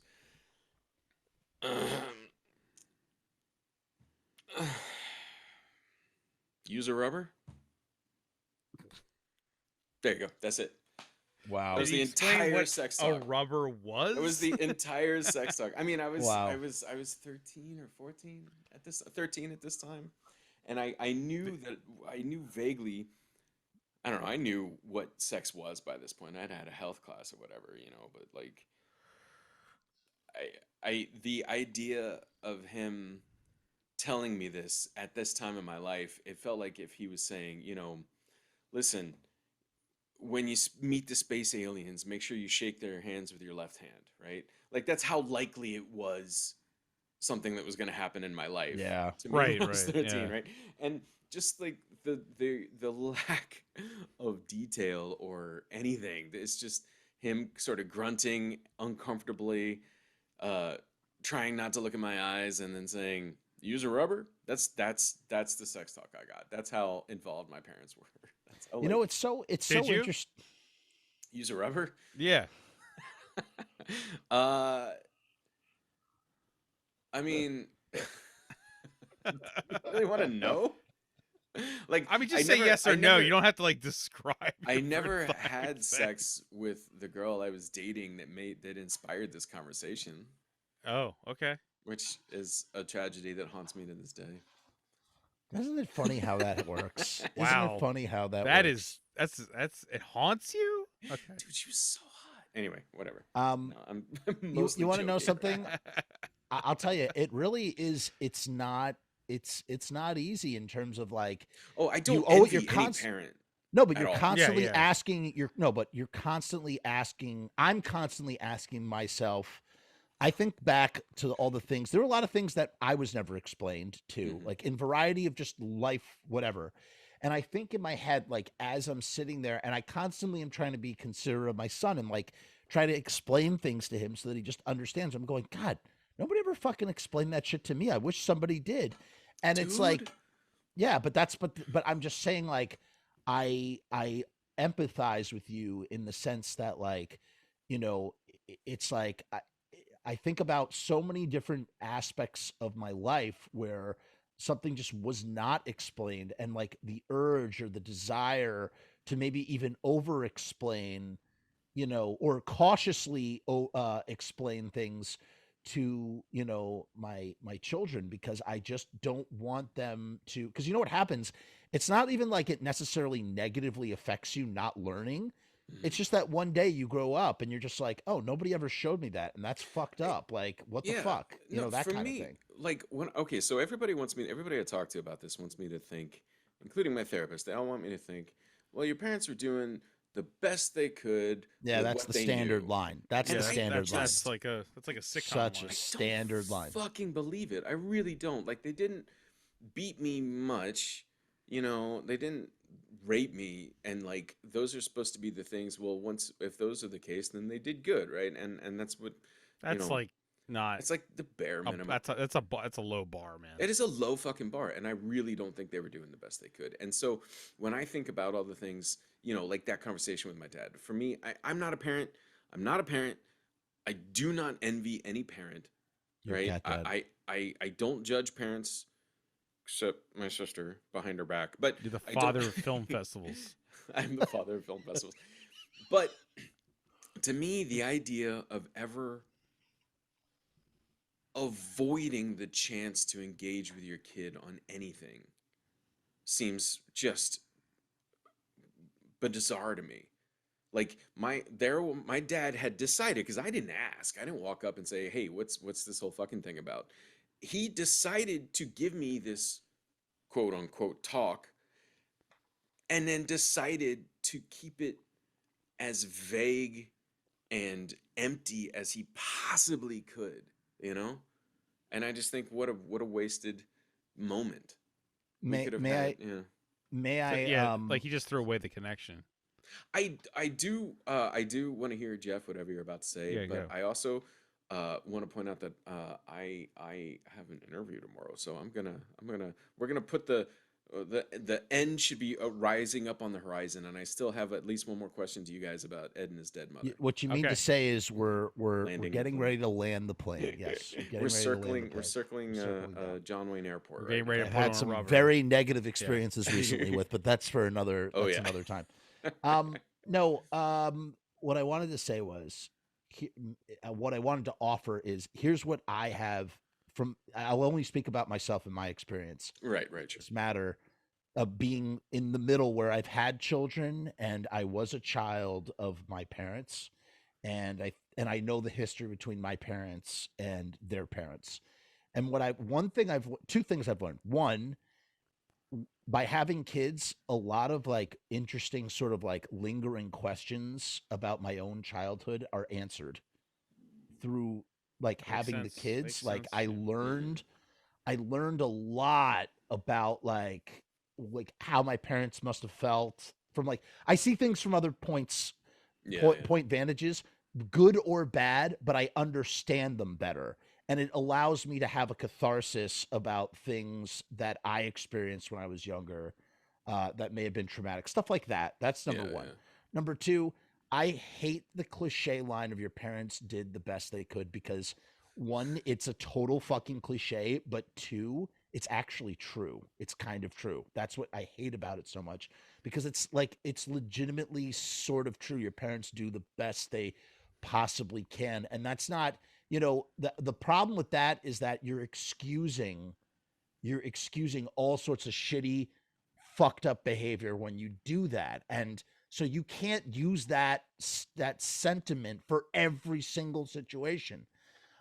Three, and this is probably the most profound thing I've discovered being a parent and being a child of people is that, and learning about like my grandparents and their parents, you're in general, if parents are always trying to break the cycle of what was done to them. Mhm. And so my parents, whatever my parents did to me, or the way my parents treated me, was about 1,000 times better than the way that their parents Whatever, treated yeah. them. Right. And the way I treat my kid is different than the way that my parents treated me Sure. in many, many, many ways. And I love my parents and I'm so grateful for my parents. My parents are wonderful, amazing people, and you would both love them if you met them.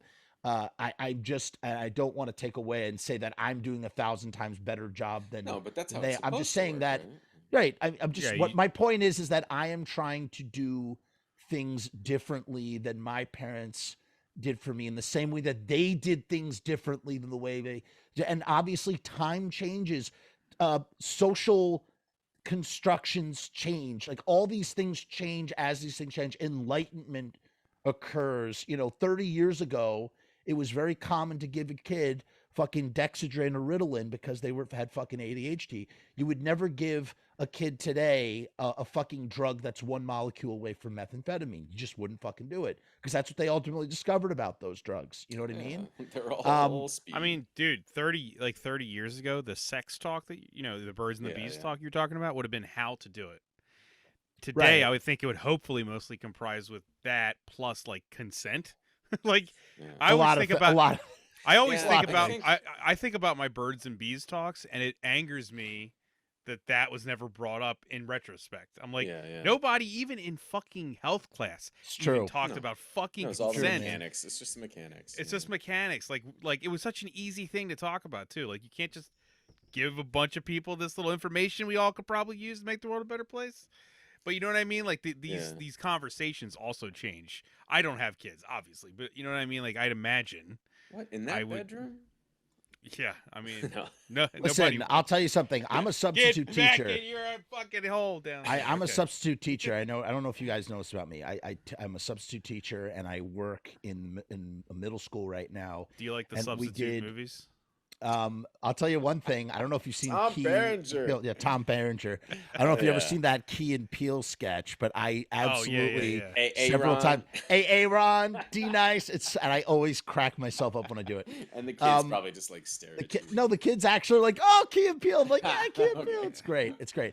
But they had a whole thing on Zoom. They had a Zoom orientation about like the internet and how like what information you put on the internet, how people can like get information about you. And the kids are like not having it. And I'm like, yo, this is like, I've been here since February 1st.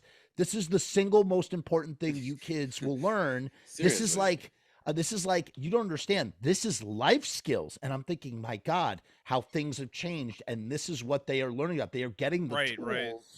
They're getting the tools in school for how to conduct yourself. It was stuff like simply calling out of work and then posting whatever, music festival you're at. Yeah, because people got fired. And like there were all these different scenarios like that. That's amazing. That's a life skill. About. No, but it is a life skill, Bob. It and is. what's funny is these kids are like dicking around. How many grown-ups don't get their heads around this? Dude, the kids are dicking around in the class. I'm like, pay attention to this because it might save you someday. You have no fucking idea. Save your job. True. All right. I'm sorry to do this. One last question. What did you love about the movie? The movie Ed and His Dead Mom that we are ostensibly talking about for the last 3 hours. I was gonna say we were not talking about Ed and His Dead Mother for 3 hours.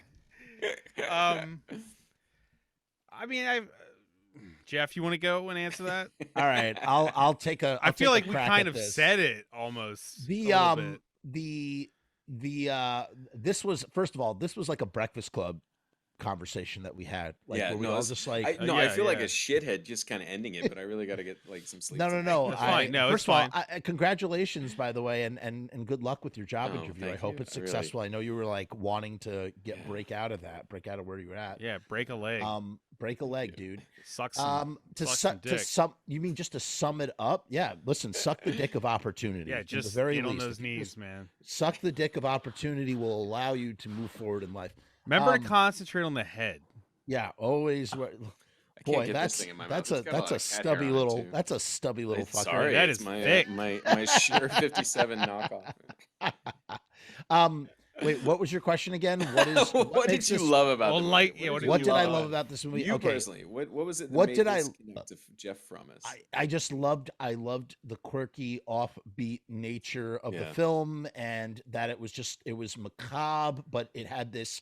It really rides it leans heavy on the comedy, from what I remember, way more than like the dark, horrific elements, which are barely there. Like even the horrific stuff has like a very comedic sort of tone, but not in like a spoof way, not in a satirical way, not in like a David Zucker scary movie kind of way. Right. And one of these days I'll go off on why I hate scary. And after this conversation, why do I love it? Because of like the realization that it is absolutely the archetype Frankenstein story of science gone wrong. Mm-hmm. What did you say? What did you call it, Bob? You said it really good. You said something about profiting off. No, you said that she's broken. She's broken and the profiting off the sin of industry. No, it was something about Pet Sematary. Maybe it was, or is that we bring sometimes dead is better.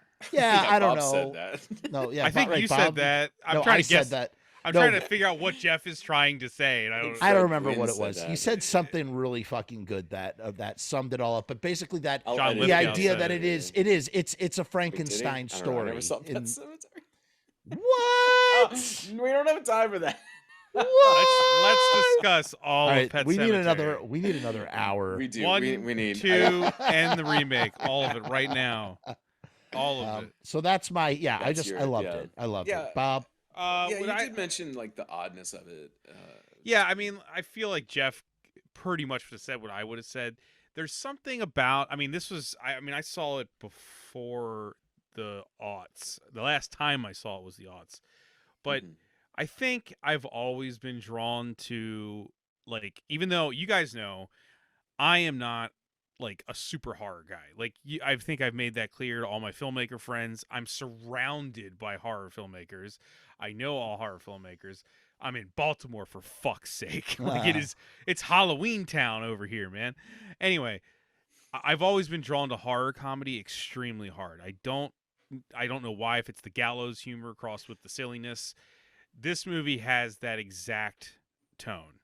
Like it like there's no word for it, but yeah, that tone is kind of what I would maybe hope if I ever was, if I ever made a movie like with this type of budget or something. I would hope that this tone would be struck for, like, of Ed and His Dead Mother, like kind of quirky thing. I'd probably make it a lot more insane, but I'm not talking about me. I'm just saying, like, I like that death is treated as just another part of our stupid lives in this movie. That's what I like. What's the movie with Aelred?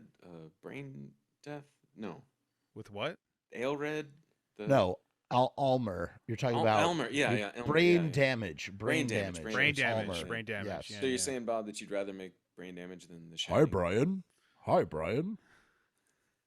I mean, yeah, sure. I mean, That's my Almer. Yeah, I mean, like, whenever I think about making, I don't know about you guys, whenever I think about, like, oh, well, one day I won't be lazy, I'll make a movie, I always think about tones a lot more than maybe other people might.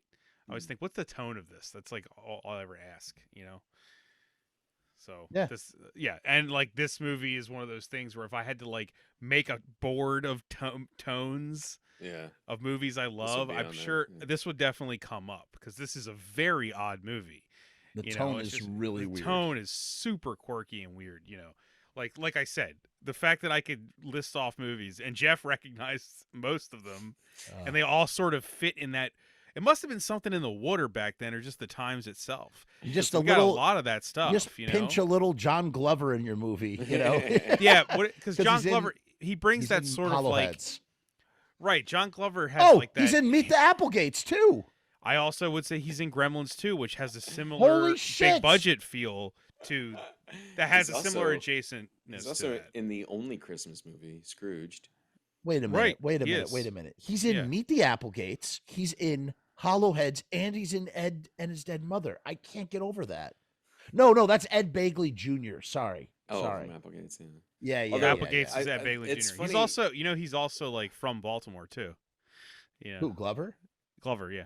Wow. He's delightful. I really dug him as the devil in Brimstone. I was gonna say he has a quality about him that's like when he's being your friend. There's something always like slightly under the surface, like he's a demon pretending to be your friend. Think of most of his performances, even down to Smallville, he felt like that. I like to think that his character from Scrooged is his character from Brimstone. It's just the devil like in a TV network. He's just constantly constantly he's super changing. Despicable somehow, but you can't put your finger on it. So plug time. Let's do some plugs so I can fuck off and go pee. Because I don't have a jug under my desk like Jeff does. You haven't been releasing fluids this entire time? I guess I just got to get the bladder. It's just the bladder, buddy. I've got piss, shit, and cum just flowing out of me this whole time. Oh, God. Just a constant drip. Yeah. You're all banned. He just lets it. Like I said, like he said, you're the bizarro, sick and wrong guy. Why, if I did have piss and cum dripping out of me, you should be like, fuck it, fucking A. Oh, Jeff froze. So it's on you, Bob. You get to plug while Jeff is frozen. Well, I mean, also, we're looking up his nose. I'm gonna plug the Frumess YouTube channel. Which, I think Jeff is gonna plug the Frumess. Well, I'm plugging it because he's frozen. I don't know when he's gonna. You don't think he's gonna come back? Look up. Yeah, Jeff is the most. I mean, out of everyone, me and Steven. I Oh. just froze. What I was You just saying froze. was He was plugging you. I He was was plugging you while you were frozen. Sorry. Plug me again. I couldn't hear you. Oh, I was gonna say, out of everybody, every human that me and Steven know, no human is more dedicated to live streaming than one Jeff Frumess on the Frumess YouTube channel. And you will not True. find a more passionate live streamer about movies, about television, about the Misfits, About cereal. about cereal. Love cereal. These are Yes. all Thank subjects you will be. It's a buffet of information and enthusiasm at the Jeff Frumess. Frumess. Yeah, and I believe it's what did you say earlier? A Frumess? it's a Frumess. Frumess. It's a Frumess. Oh my Jeff God. makes a Frumess on I that do. channel. I do. It's I do. well, that's youtube.com/Frumess, I believe. Oh, Is that... thank you. Yes, it's you. Okay. Yeah, just get a search Frumess, my last name, or FRUM as in Mary ESS, or youtube.com/Frumess. Oh, and also if you want to follow Jeff on his socials, it's Screamin' J Frumess That's right. on both IG and Twitter, I believe, right? Yes. This is Yes. very sweet, Just but go to do the you link have tree. anything, Bob? Well, yeah, You I'm have just doing it first. Thundergrunt.com. I was doing it first. Okay. I am a Thundergrunt at Thundergrunt Bob at both IG and Twitter. I know Steven just I loves just Twitter quit now. Twitter. I just fucking quit it. I know. This fucked Well, up place. we'll see. It might get really bad, and I'll have to quit too. But we'll see. I'm not gonna quit. I'm gonna stay on there. I want to watch the world burn, so let's do that. Let's do You know that what I don't Just understand? together. Why? Like, if let's here's the one thing. One last thing. Why do you have to fucking quit? Why not just not go on there?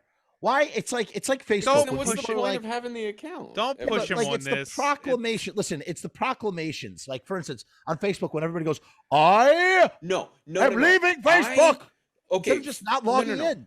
I deleted my Twitter account, but it was a Twitter account for the festival, so I only posted about it because of the festival. Because some Do you know people how much? might be looking for it on. looking Okay, for the but festival to be on Twitter. That's fair, why I Steven, mentioned it. what you're not considering is that the pornography on Twitter is better than all the other social medias. It's That's very Full true. frontal That's pornography. well, all I mean, sorts unless of we count make a dummy. Make a OnlyFans, unless we count Yes. OnlyFans. yeah, but it's like but you just follow a bunch of porn stars and they just post like, here's a penis going into my asshole, and it's like you And can't what is do it that. about? And what is it on about Fa- dirty tweets too? There's something about like dirty, like these people just like write very dirty tweets, and you're like, oh my god, it's so vulgar. Like the thing that's spelled out, You but guys- it's like it's I know, so like yesterday, I tantalizing- literally saw titillizing somebody's or like, whatever. I need someone to come in my mouth. Like that was a tweet That's what yesterday, I mean. and I'm just You're like, oh my god. But yet, as Steven knows, I get like 5 restrictions on my channel for posting a photo of milk and thumbtacks Right, on right. fucking Facebook.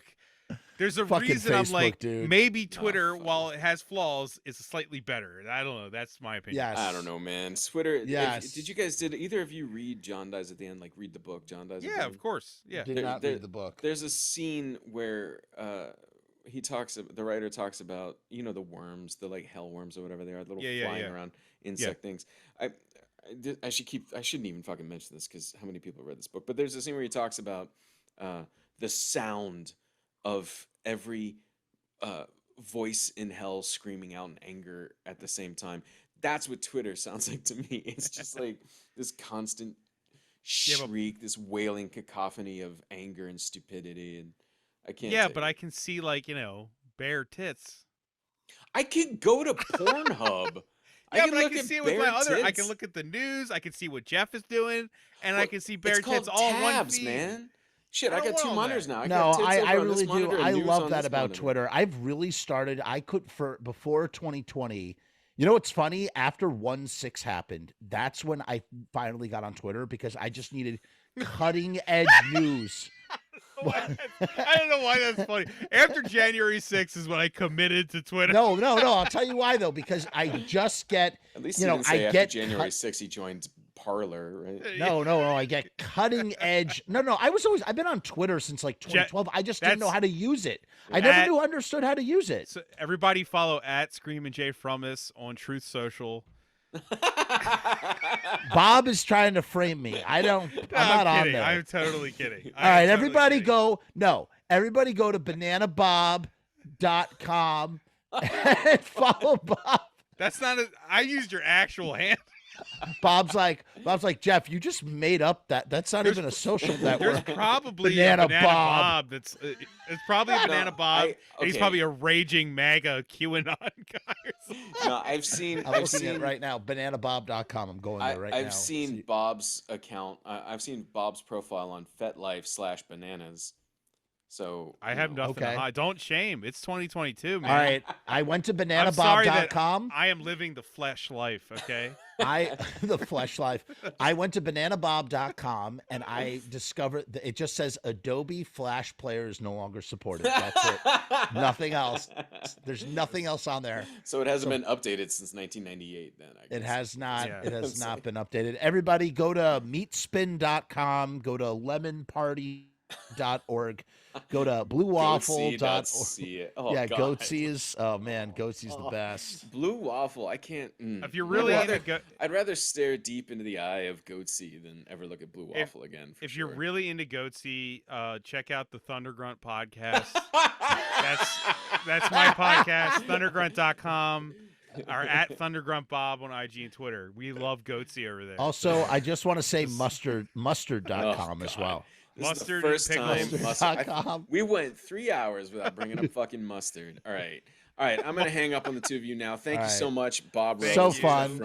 Thank you guys. See you Bye. at the Goatsy reunion. Why did I do that? I meant to do peace and I put a 3. It's like 3 I of went there. like this. It's the 3 You know of what? us. Let's put our 3s together. Here, put all our. Oh 3s. my God, I love that. And wait. Let me get a screenshot of it. Do it now. Wait, ready? Hold on. Ready? Wait, 1, 2, 3, and I got it.